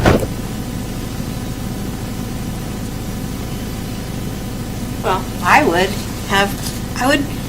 have conflict of interest, write down the technical definition of a conflict of interest, and then I would have appearance of fairness. I mean, I'm fairly familiar with these, and there are two specific and distinct definitions. You may have no conflict of interest, but you could clearly have an Right. appearance of fairness. Absolutely. But Janice needs some guidance as how to write it up. I mean, you could just. I'll write it up and send it to you. You could How just. about that? You could split it after. Let's see. It's the fifth line. In the event, Yeah. In the event there's that seems to be the split where it Well, starts talking about appearance of fairness. The state of Washington finds it important enough to have two separate statutory requirements And for that- these two separate things. and But that's- we think it's so immaterial, we just Oh, no, throw it all but that's together. fine. That's what that's why we're going through this. And it's fine if you want to do that. I just, Janice needs some guidance on how to do it. The state of Well, Washington I mean, also has a whole hell of a lot There's more a, code. there's a definition. You can go, you can just pull them up, and I think MRSC or something, they have those too, and just insert those in. And that would be an easy way to do it, because that's language right out. I have a question at the end, and this is just a point of information. It says here, if you have a real or perceived interest in a matter before the commission, the member shall state the real or perceived interest or have the interest described by other members of the commission or the audience and remove him or herself from the proceeding. Here's my point of information. Does that mean, can you as a commissioner say, I don't have that issue and the audience is wrong, or do you have to remove yourself if you're challenged by an audience? if there's a conflict of interest, I think you have to remove yourself. If there's an appearance of fairness, you do not necessarily have to remove yourself. Or, for example, if three of you had an appearance of fairness question, theoretically, the attorney would have to figure out, okay, which one is the least likely to not be Just or has a gotta conflict go. with that. So, Oh, so you wouldn't disqualify everybody, you would just, yes. somebody would just disqualify one? Yes, so, well, There's Let's the say quorum, if- let's the say quorum there's- rule states that if, you can disqualify everybody, and then if there's no quorum, you bring everybody back in. yes. Or if there's, say, like, this came up with the city council and this question came up. So, for example, if the 7 of them were up there and 5 of them had a potential appearance of fairness question, or even theoretically a conflict of interest question, the city attorney would have to figure out, okay, at a minimum, we need a quorum to be able to decide on this item. So the city attorney might have to figure out, okay, which one of you is least likely to, so which, on a scale of... Was that a conflict- Bill Ealing decision? No. Well, this is I've never a heard that critical issue before. because we deal with quasi-judicial matters. And I think that we need to have this definition, and I also think if a conflict of interest, that it needs to be stated that you don't necessarily have to leave the room on a conflict, but if there's an appearance, I think that has to be spelled out. Because the quasi-judicial matters, this is a serious issue. There's also a difference between quasi-judicial and legislative. Right. So, I understand the yeah, you can still participate in a legislative recommendation in Right, but certain if we have circumstances. an issue like that was before the planning commission recently, and that was definitely a quasi-judicial matter, having these kind of definitions, and giving members, saying this is what you have to do in this situation, I think could be the most important thing in these whole rules of procedure. We could leave them out, because they don't have to be in our procedures, because they're statutory. Much like what we did at the very bottom for the ex parte communication, we can simply refer to the RCWs that are applicable. You mean But on conflict, RCW, da-da-da-da-da, and then appearance of fairness?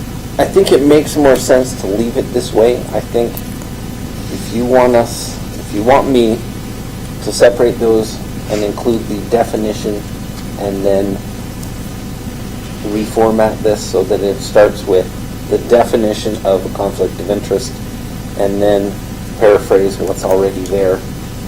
If there's a conflict of interest, you have to remove yourself from the hearing.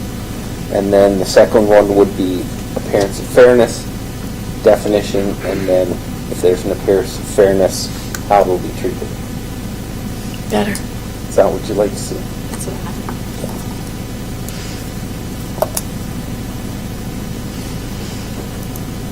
Okay, anything else there? Moving on to workshops. Nothing there that was changed. Public hearing and procedures. We just have that one sentence crossed out.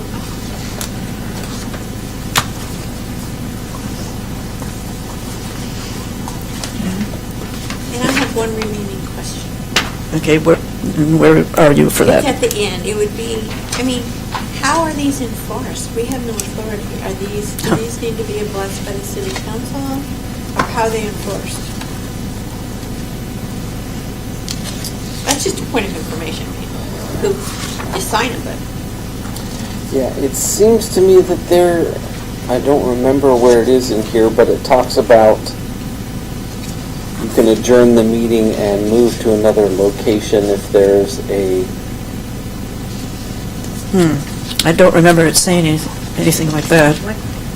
No, I think there was something about, we're supposed to meet here, but if we decide to move, I'm talking about enforcement of these procedures.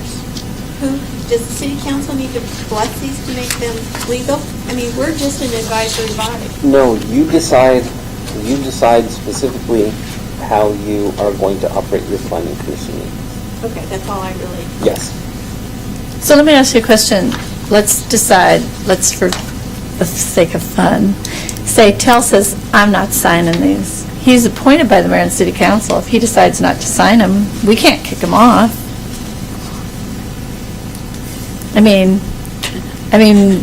It's rules of procedure, but we have no authority to do anything.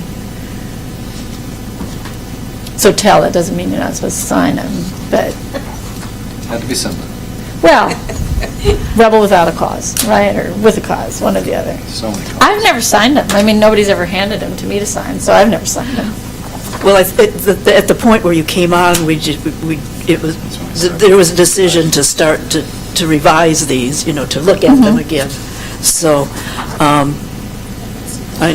would think if they would, I'm pretty sure that, like Tell and Paula signed them when they got on the commission. you've all signed them. Yeah, it's just that at the point where you came on, we were going to look at changes, so I don't know why you didn't sign the old one. No one has asked me to. Provisional clearance. Yeah, well, no, I don't know why that happened.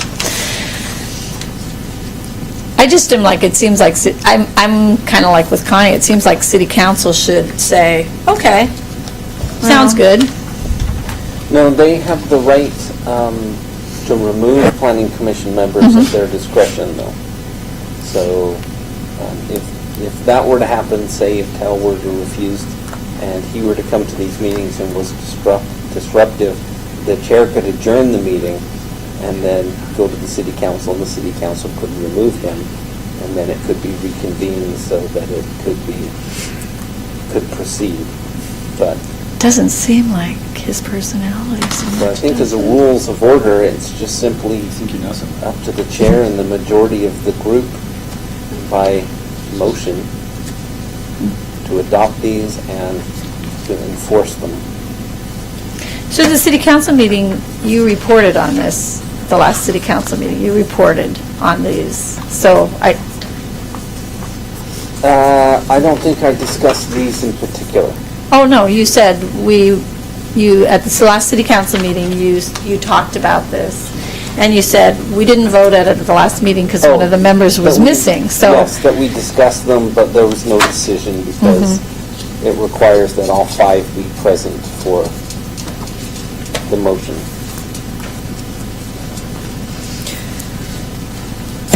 Okay, so last page, page 14, is there anybody who has anything to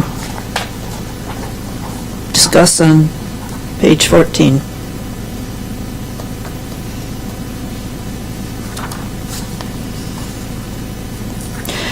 So we're good with trying to figure out changes, except trying to figure out changes to conflict of interest and appearance of fairness. The rest of it is agreeable to everybody? Yes. Okay. Right. Do you want a motion? I was just thinking about this last one, just seems a little, use the word review The periodic review? one more time to make it one, but Oh. it's not a substantial issue.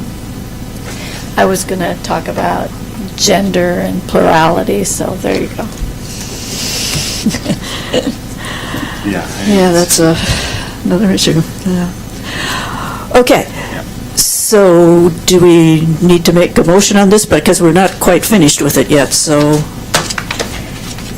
do you No, want? Yeah, so okay. my suggestion would be Okay. that.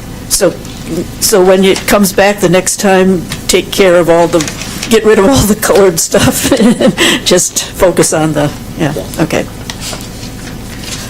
Clean copy. Okay, so then I guess we are going to talk about the work plan? So that's page 17, correct? Yes. So I apologize for leaving stuff to the last minute to get to you so that I could have the most up-to-date information, but only find out that they essentially felt everything that was on the list from your meeting, face-to-face meeting, was what they wanted you to pursue. They didn't prioritize, they didn't necessarily choose any kind of dear. particular priority. So, That was my first question. I'm This- thinking- Well, there was one that was prioritized because they said get it done by June 1, wherever that part of the agenda is here. the fee analysis, Oh, yeah. and that's June number... target to council for consideration. International Building Code. Yeah, and those are actually 2 That different should have been items. another one, I can't even find it, so. okay. It's on. It's in the new Yeah, item. it's- 17, section B. So, at this Nine. point, this isn't like our running average isn't very long, but Yeah. I've think got we're- this all out of order. It's number 9. adding business faster than we're checking things off. Yeah. Number 9 is- It looks like a lot, doesn't it? That's okay, I guess. Well, I thought the retail marijuana, There's one thing they said Is- they didn't want to do. don't, take that off the list, they said, that was kind of... Yeah, they did say Yeah, I take that thought they off. weren't interested. They changed their mind between then and now. Did they? According to this list, I don't know. Oh, okay. You have a feeling, is that, At the city does that council, stay on me- there, retail marijuana, or is it? they said the same thing, the city council meeting, they said, we've taken that off your list. Oh, And okay. unfortunately, this is the list that went to them for discussion. The problem is that when they held the meeting, or when they held the retreat, there was a problem with the minutes, and all of the minutes disappeared. So Okay. they're having to recreate the minutes, which is why what I sent to you Oh, dear. is not absolutely up to date. Should we just kind of table this until, I mean, Well, or let's, how do you want to, I mean, the first thing I'd like to do under new items, I think I'd like to deal with multifamily code comp plan consistency. I mean, What's on our list for next month? Nothing at this point. As a matter of fact, we don't have any agenda items. So We could Sorry, go ahead. workshop. if, I suppose we're not ready for sign code yet because, Seems like unfinished, sign codes is a good one. yes, it is, I know. unfinished business take precedence over new stuff? I'm sorry, which one? Would unfinished business take precedence over new stuff just because it's Unfinished. existing? Currently, Are we going like first in, first out situation here, or is it, if they didn't give us any order of, The only one that Making is actually I get calls on consistently is the flag lots. okay. The gentleman who wants to talk flag lots calls me pretty consistently to see. So Okay. I called him Monday after the council retreat to let him know that we received no. I think the other thing we can do is I'm developing a list of code stuff that I spot as I go through the codes and suggestions. And I call it my retooling our code list, and it's kind of just the stuff that's easy to fix. So I can bring that kind of stuff before you next month, because I already have the list prepared. So the question is, what else would you like me to add to that so we can start the conversation? That's the kind of stuff that you could read once and make a recommendation to the city council, and that stuff would move ahead. Oh, that sounds great. There's other stuff that I can start. Yeah. You might be being optimistic, but that sounds great.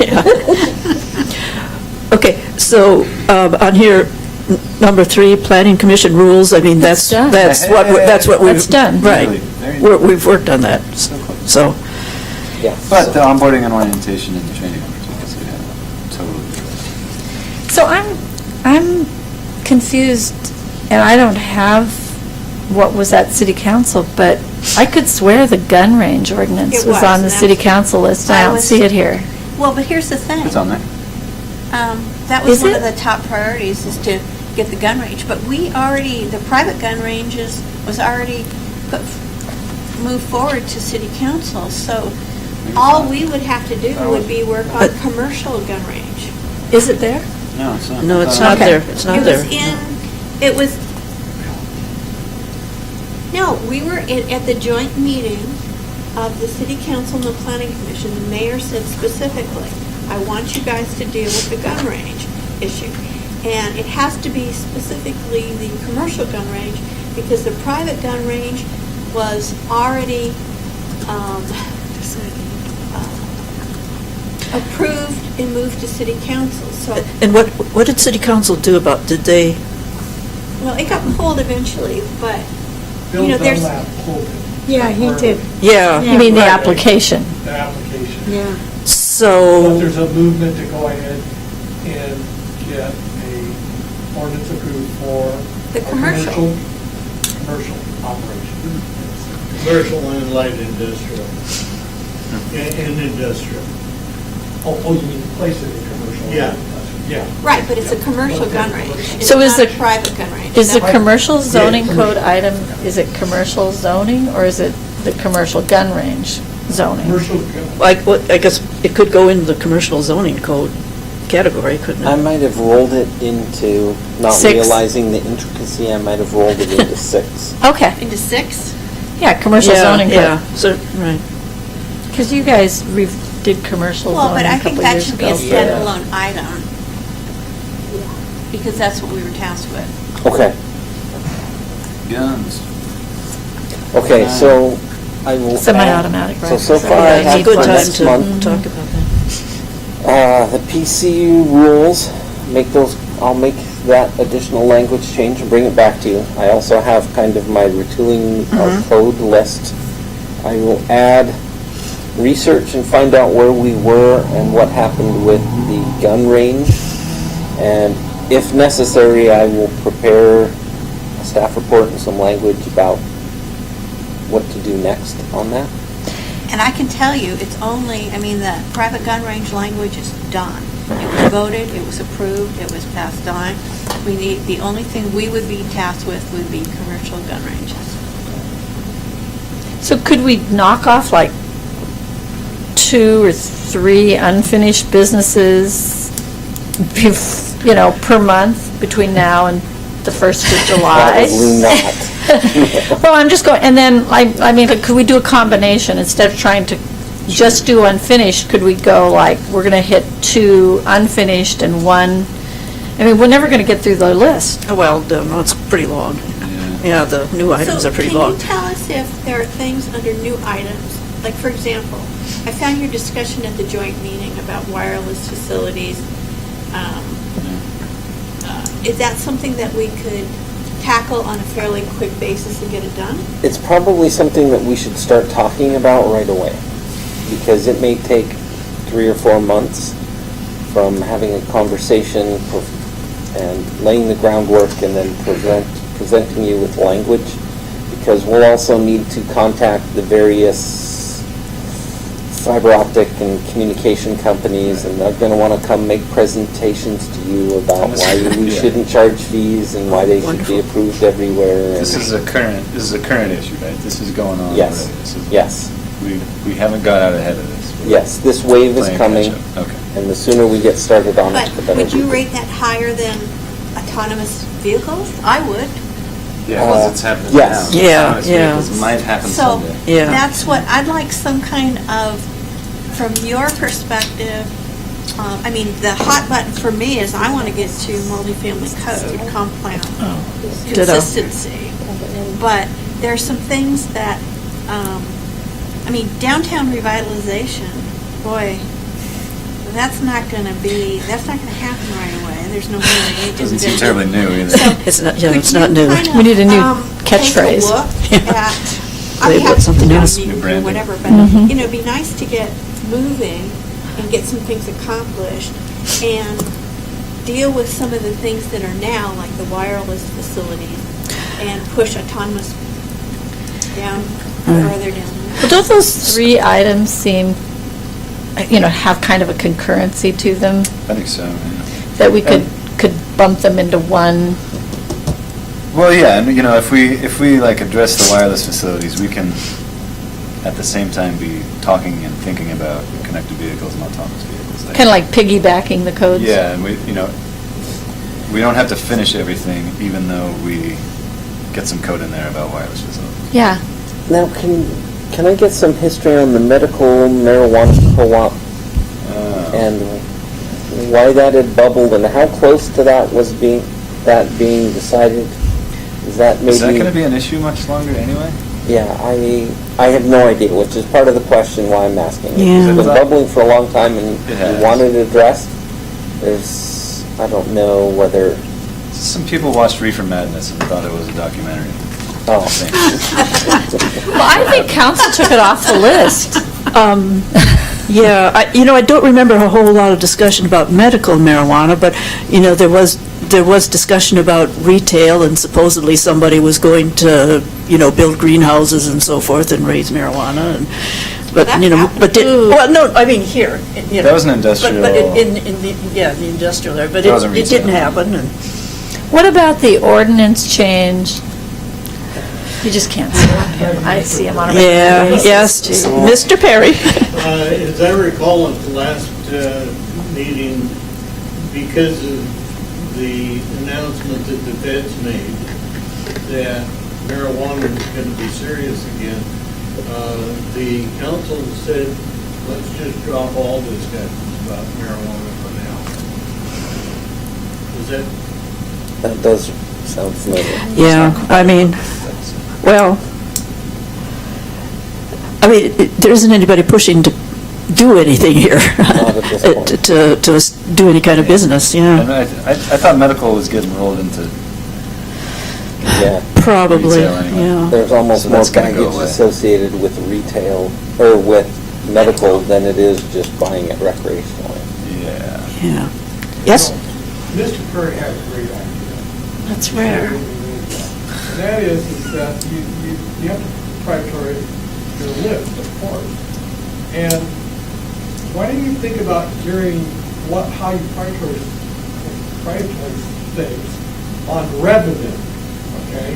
Things that will produce revenue. but the rest of them at the bottom of the list will get to them when we get them. Because Get a lot of retail. I get a lot of revenue from retail marijuana. Marijuana, yeah. Well, that's. It's a highly taxed- No, we're going to couch that deal. Yeah.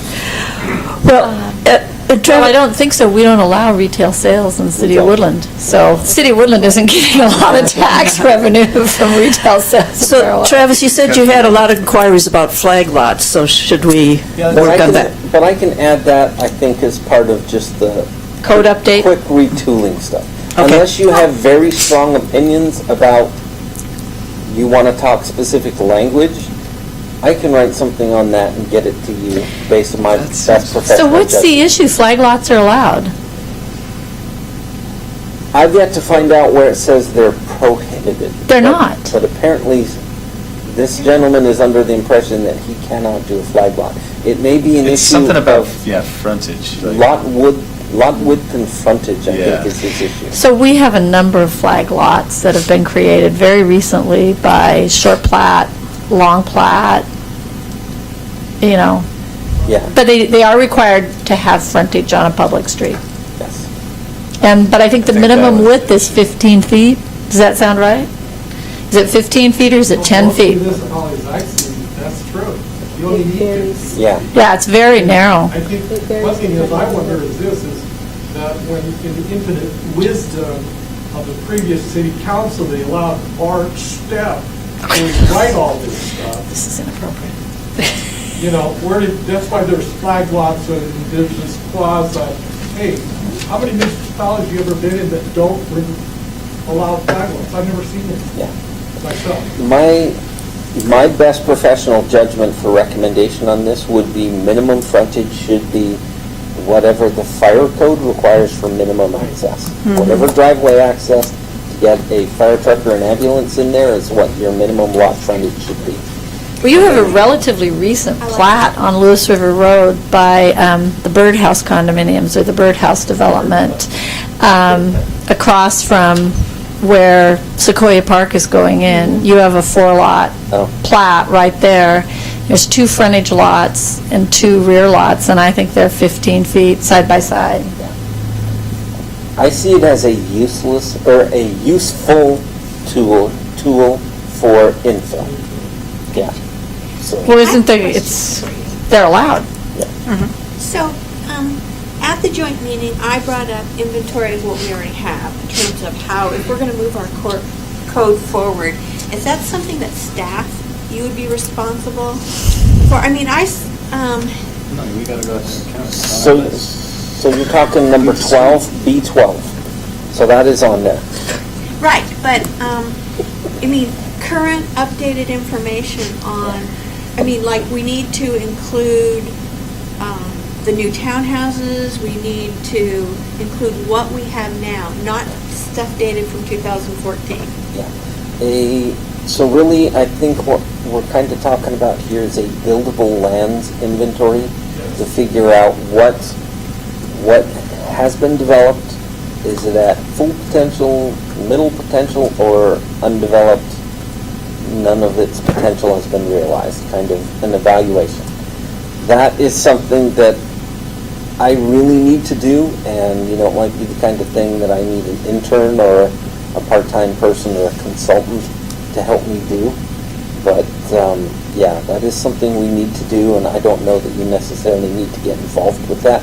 It is on this list, but until I actually can get to every lot on the But you'll city. have, I mean, when I brought this up, I was also interested in how many multifamily units we have, how many townhomes, type. Those are important issues when we move forward as a city. Yes.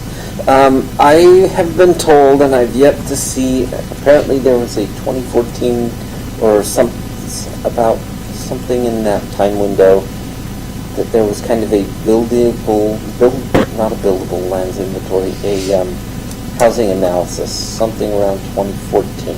Or And I haven't been able to did that find on it. the back of a napkin. Okay. That's where the problem is, Okay. okay? Which might be why It's right next to the intermediate school. Who owns that, June, Ann, or was it?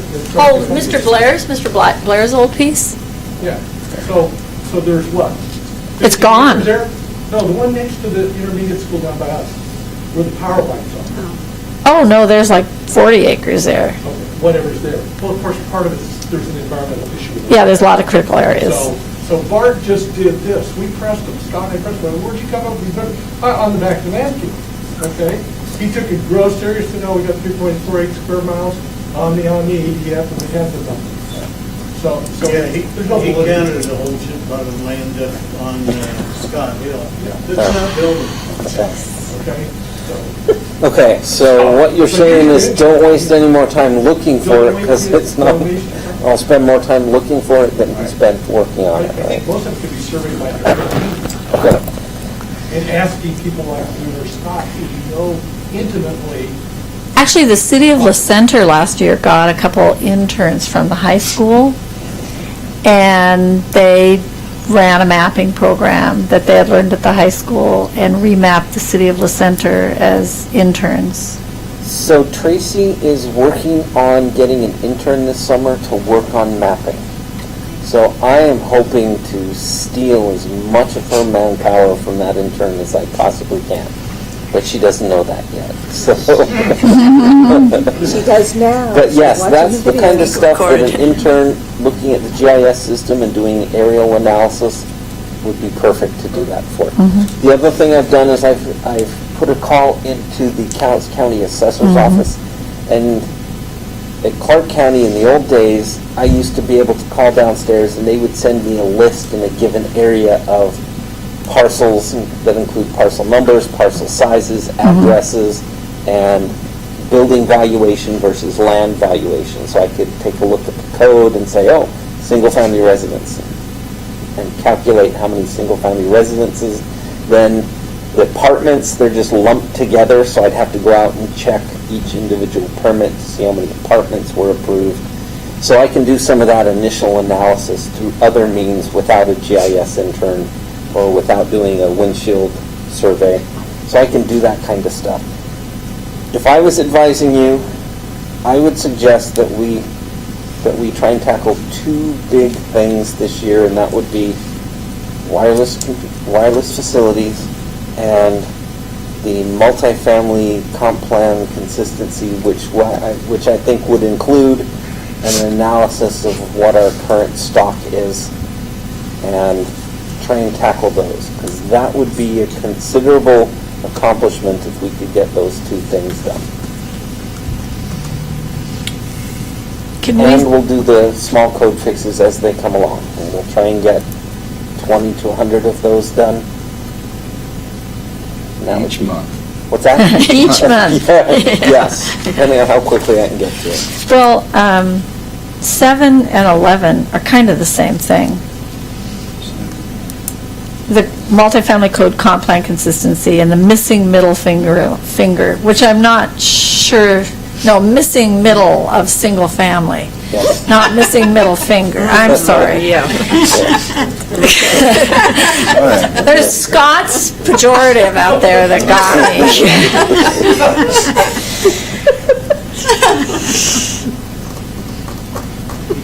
Yeah, that could definitely be wrapped into me. What, the finger part of it? Yeah. If you. It was, yeah, I'm like, sorry. And you know, that would also, if you look at A8, the accessory dwelling units is going to be part of that conversation. Okay. Short-term rentals might be stickier, but it's also going to be part of that conversation. So if we kind of stick to those two big items, we should be able to hit a lot of this stuff. Are short-term rentals like vacation rental by owner? Airbnb. Airbnb? Yeah. Do we have Airbnb in town? Mr. Perry? You know, we talked about multifamily and so forth. Would it not be more, and again, I go back to what generates income for the city? We can't pay for roads, we can't hire policemen, we can't do this and that, because we don't focus on things that do. Industrial, we should know, we should figure out how to get it going. The same thing with single-family residential. we worry about multifamily and so forth. You're only looking at That one side of the doesn't ledger. generate this kind of income, I don't believe. Now, somebody can argue that. I'll take that role. I'll go ahead and argue that with you. Anyway, right now, we have a 19, according to the website, we have a 19.4 poverty rate here. Ridgefield has 7.9, I believe it is, and Kalana 8.7. Multifamily and so forth, I don't think is what we want to draw. I think we want to look at going to the south with housing and so forth, but get into single-family residential. My God, I'm paying $4,700 now a year for taxes. Not enough. Tell me a Not nearly enough. apartment that, yeah, and I'm not, I have my block. Yeah. But anyway, you get a whole bunch of apartment people, they're not paying that kind of money. Scott? Well, the building is. Scott, the idea is to address this for that very reason. Figure out what we have and stop some of these subsidized housing projects. Let's figure out what we do have. Well, I'm all for that. What? I'm all for that. But that's the idea behind this, is to look at what we have and deal with it. So what are we going to work on next month? I was hearing it different. Next month, I think we'll start with the PC rules, that we're retooling our code. I'll give you an update on the gun range and discussion as part of the retooling our code, and then I think I'll develop work plans for these two particular items, wireless facilities and housing. And that in itself is going to be a long enough conversation that I think we can fill the next planning commission just laying out what we're going to do for the rest of the year. Does that sound good? Yeah. Is our minds part of the Sounds ominous. retool? No. Okay. But until they actually apply for something, I think that's another one of these flag lot marijuana retail things that may not come back for a while. And here's something to consider in this. We do have some objectives, and I don't think, that doesn't require changing the comprehensive plan or anything, but it has to be worked in an orderly fashion and not jump to the head of the list when we have other family issues too. Yeah. And it may be a retooling our code thing where if we decide on some language that affects mining, we might be able to solve that next month. We'll see if they call me back after this conversation, or because they may come to a conclusion that what they want to do. If they go heavy industrial, there's nothing left for us to talk about. So I think downtown revitalization and park and bike trail codes, I think those are, and I'm about ready to sell my bike. I know, but we need better connectivity between our parks and our bike lanes. Well, that's, I don't know. I'll be honest Complete with street you. stuff. Yeah, I'll be honest with you. Both of those are not going to be in my sweet spot for my strength. I would recommend that we start having a conversation with the city council about looking for grants or hiring consultants. I don't know what the budget is like because they haven't produced the final budget document yet. If there's money in my budget for consultants, that's a different conversation. But if you're waiting me to get around to it, it's going to be excruciating. I don't and think you're he not going to be likes- satisfied with my progress. So. Have you ever gotten involved with pitching projects to the Portland State Urban Planning To College? who? The Portland State Urban Planning College, the MERP program that has... I have not. I've done students on it. internships with high school students, and So they have, so as part of the Masters in Urban Planning, all those students have to work on a project for a municipality. some capstone Yeah, project. and it seems like, the couple that I've seen seem pretty top-notch, so, Yes. and I think it's pretty cost-effective. Yes. Something to think about anyway. Yes, so we'll explore that. Once I have a better idea of what my division budget is, then I'll know if there's any. Great. So I'll put those maybe in the second tier of, Yeah. If, What was number 4? Travis, what was number 4? Work plans for. Oh, work plan. You're going to do a work plan for the other items. work plan for your big two, Wireless. your top 2 big ticket items. I mean, if we see some like quick, easy code fixes, Yeah, mention them. throw them to me and I'll put them on the retooling the code, and that's how we'll replenish our list of monthly Okay. fixes. So we're all going to read the code? Well, what I had in mind was the existing building code. That seems like a quick fix We, to me. That was the first one. I had. Sounds good one. All right. go for it. Paula, anything you want me to?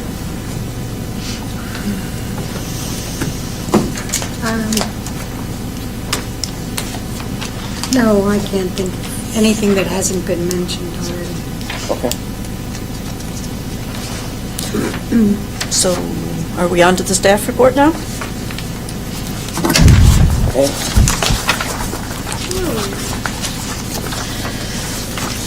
So the last few pages of your packet are the revised, hopefully you've seen this, the DRC report before, or the DRC meeting notes. It's an Excel spreadsheet that originally was started by Rob Vanderzanden when he was the Public Works Director, and Oh, yeah. been carried on by the various different planners who've rolled through the office. It used to be 4 columns, and it used to have a lot of white space, and it used to be about 17, 18 pages. It's now down to about less than 10 pages, simply because I eliminated the white space and we made some changes to it. So now the first 3 columns are represented by the black strip across the top. It's the permit name, the permit number, and then the information about where it's located, whether it's parcel number or address. And then below that is the individual steps that staff has taken on that individual project. If it is in yellow, that means it's something that's been accomplished or completed since the last time you saw this report. So I update this and distribute this every 2 weeks. So you can see that there are a few changes in there. The other thing I did is I put it in alphabetical order. So if you know a project by name, it's a lot easier to find it because it didn't seem like there was any organization to it before. So if you have a pet project that you want to keep an eye on, it's going to be a lot easier for you to see what's coming. So I will send this around to you when I produce it for the Development Review Committee. So if you have any questions on it, give me a call or drop me an email. And So like Aaron Christofferson, I'm like, I mean, at what point in time are the permits void due to lack of activity? typically they're good. 1 year, isn't it 1 year? No, actually, a permit is valid for 180 days after there's no activity. So you can purchase a permit, you have 180 days to begin construction. Every time you pass an inspection, your period is extended for another 180 days. So that's That's an issued That's permit. These are, building. That's building permits. yeah, Yes. so, but like like Aaron's application is, what is it, like, land use is theoretically 5 years. SEPA checklists are good they're not good for a time period, they're good for a specific project. So if you get an environmental checklist for a 50,000 So cubic it's all yard 5 grading years old, permit, yeah. it doesn't apply to the industrial building, or it doesn't apply to the houses that come after the grading is done. It's project specific. So, like, for example, Aaron Christofferson, it's a good question. This project may already have exceeded its so it's five-year been approval. 3 years since you've had a response from Aaron. 3 years and a month. Yeah. So, No, could- Amanda emailed him, but he never emailed her back. Yeah, right. Proactively, he hasn't done anything since 2013. Not that I don't like Aaron, nice guy. Does he still live around? His dad still lives here and his Yeah. brother, but Aaron does not live here. Yeah. But he is a nice guy. You got one date wrong. The 2013? No, sorry, on a different one, on the Columbia Precast. Oh, there's a couple dates that are missing. I just am curious on a land use application. It's 5 years. Typically, it's 5 years. Now, that's true, But like a plat is 10, isn't it? no. So, they did make some changes after 2008 to extend it, and I think it's now up to 9 years, but it requires some additional effort on the applicant's part to keep that alive. So, which is exactly why Sequoia Park is before you, is because they They kept came it on right life against support and they're ready to, drop dead date is April, so they're gonna push it over the finish line right now. But yeah, there's gonna be a lot of stuff that I may find lurking in the files, and I haven't even had the chance to get through this list and start retroactively trying to clear stuff that people aren't calling me about. So Aaron Christopherson is a great example of it. Maybe something that I just pull out the file, find out it's expired, and I'll take it off this list immediately. Well, and I think Chilton's wash station is in use. I would assume that's finalized. It was painted and decorated for Christmas. Yeah, and so it may have a building permit final, and it's, Amanda just didn't put the update on here. Well, I appreciate this. I think this is easy to read. It's much I really nicer. appreciate his effort. I want to thank you. I just think this is so much better. Thanks. And I'll send it to you electronically so that you can change the font and make it more readable. So, only the paper copy doesn't have to be this small.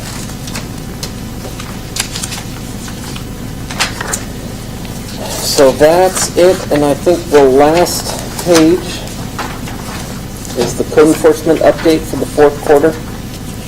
And Mary Parsons. But does sent she this know how to recorder. use Excel? Of course she does, and she's great at it. And if she's not, we will make sure that she is. The annual reports, these are going to start coming to me, and I'm going to reformat them. I'm not a big fan of tables in Word. I'm a big Excel fan. It allows me to manipulate the data faster and do analysis faster. So the case log that comes along with it is spit out of our vision permitting system. Access. Oh, Access. That's right. She uses an Access database. So we are exploring how to get this data out of Access and into our permitting system so that the building, the land use, and the code enforcement are all using the same system. Yeah, because this doesn't, I mean, I'm the one that requested this, so I like seeing this stuff, but it doesn't say what the resolution was, what really was the issue. It's just a list of, Yeah. What is dumping, for instance? What is dumping Well, some of typically? these are outside the city limits. I mean, I have no idea what we're doing driving up to the top of Green Mountain Road on code enforcement for. I saw that Green too. Mountain I Road is didn't, actually in city limits. No, Yeah. you've got addresses that are outside the Oh. city limits. So 7105 this might just be and 7107 are in city received limits. complaints, though. This Um, might not necessarily be things. but anyway, when, Yeah, I do. I think it's important that we see these things so we know what kind of issues, but this doesn't give me any meaningful information. Yeah, I go to citywide Woodland other. So, but thank you for including it. It's a place to start. Yeah. I have one other issue that I'd like to bring up. When we have discussion and workshops, I mean, I believe that we should try to get the like June suggested, get these presentations moved up front so people could go on about their business, and we take care of our housekeeping issues after. And additionally, if somebody's going to do a presentation, it would be nice to have under there, I saw the guys walk in, but it'd be nice to say, presentation by whatever, to give us a hint of what's coming, if that's possible to do. And I don't know if you had their names or something, and I understand they're kind of being secretive about what they're going to do and everything. I appreciate that. But it'd be nice to know that there was going to be a presentation. or somebody's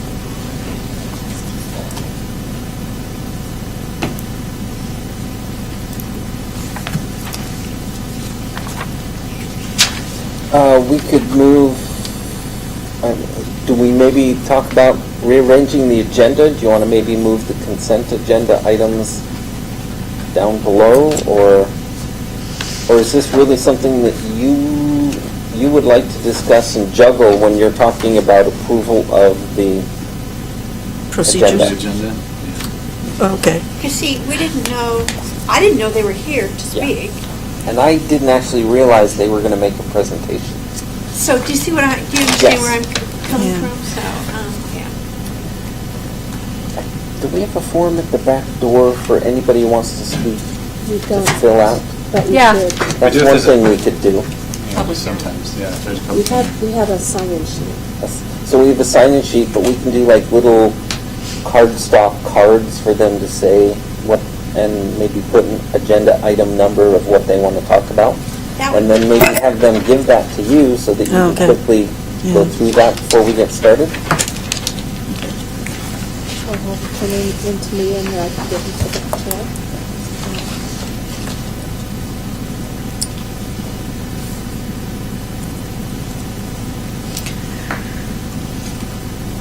Okay, do we have any other housekeeping issues here? Well, I had another question. So does code enforcement report to you? Yes. Building, planning, and code enforcement is all part of community development. So you're the official? Yes. So is there a is there a prior, no, I have ink on my chin. Is there a priority list, like health and safety comes before, There is- the dogs barking? There actually is not, and I was talking to Mary about this, and frankly, I am impressed because as many as come in, she clears them pretty consistently, and so she does not have a huge backlog of outstanding cases. She, considering she only works half-time, the fact that she can get out and get people to be cooperative and move their junk or move their cars or fix their fences. Well, I drove Pretty by some of impressive. these since the packet came out, and I'm like, really? That's resolved? Yeah. Yes. I'm like, I don't think so.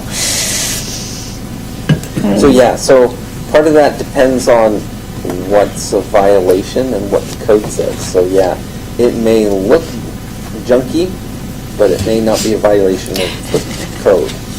Junk is in the eye of the beholder, huh? Yeah. That's true. Well, health and safety, that's a violation, correct? So that is actually a code section. So how she does it is when she opens up an access database, there's a pull-down menu of what the type of violation. So like the animal violation is actually a certain chapter of the code. And so it lumps all of those. So it might be a dog running at large, it might be a dog attack, or it might be a dog without license. Or too many chickens in the Yeah, yard. too many chickens. Oh, So you- Lord. So without the extra data, which was your point of this really doesn't tell you a lot, it tells you where it is, but whether it's a dog or a chicken, the report doesn't tell you. Well, I'm sure Ridgefield's outside the city limits, is all I can say. I would- Yeah, probably. Sometimes people just want to be listened to.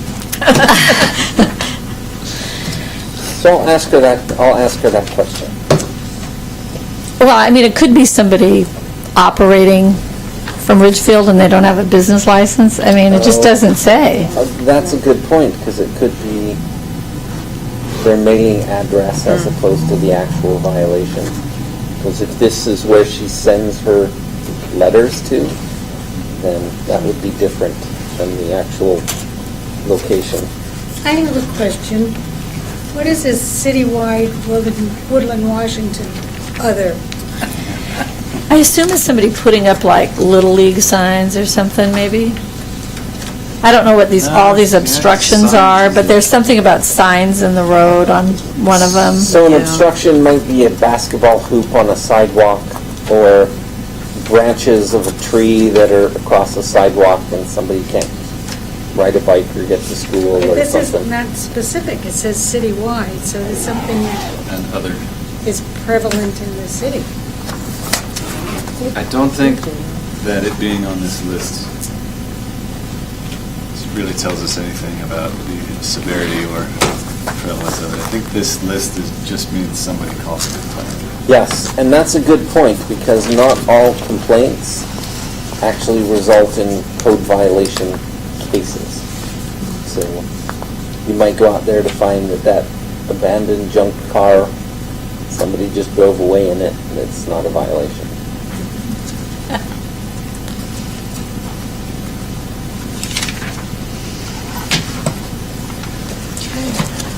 Are we ready to adjourn? I got a sound. I'm ready to adjourn. Madam Chair, I move we adjourn. Okay, we have a motion to adjourn, I'm second that. and it's seconded. All in favor? Aye. Aye.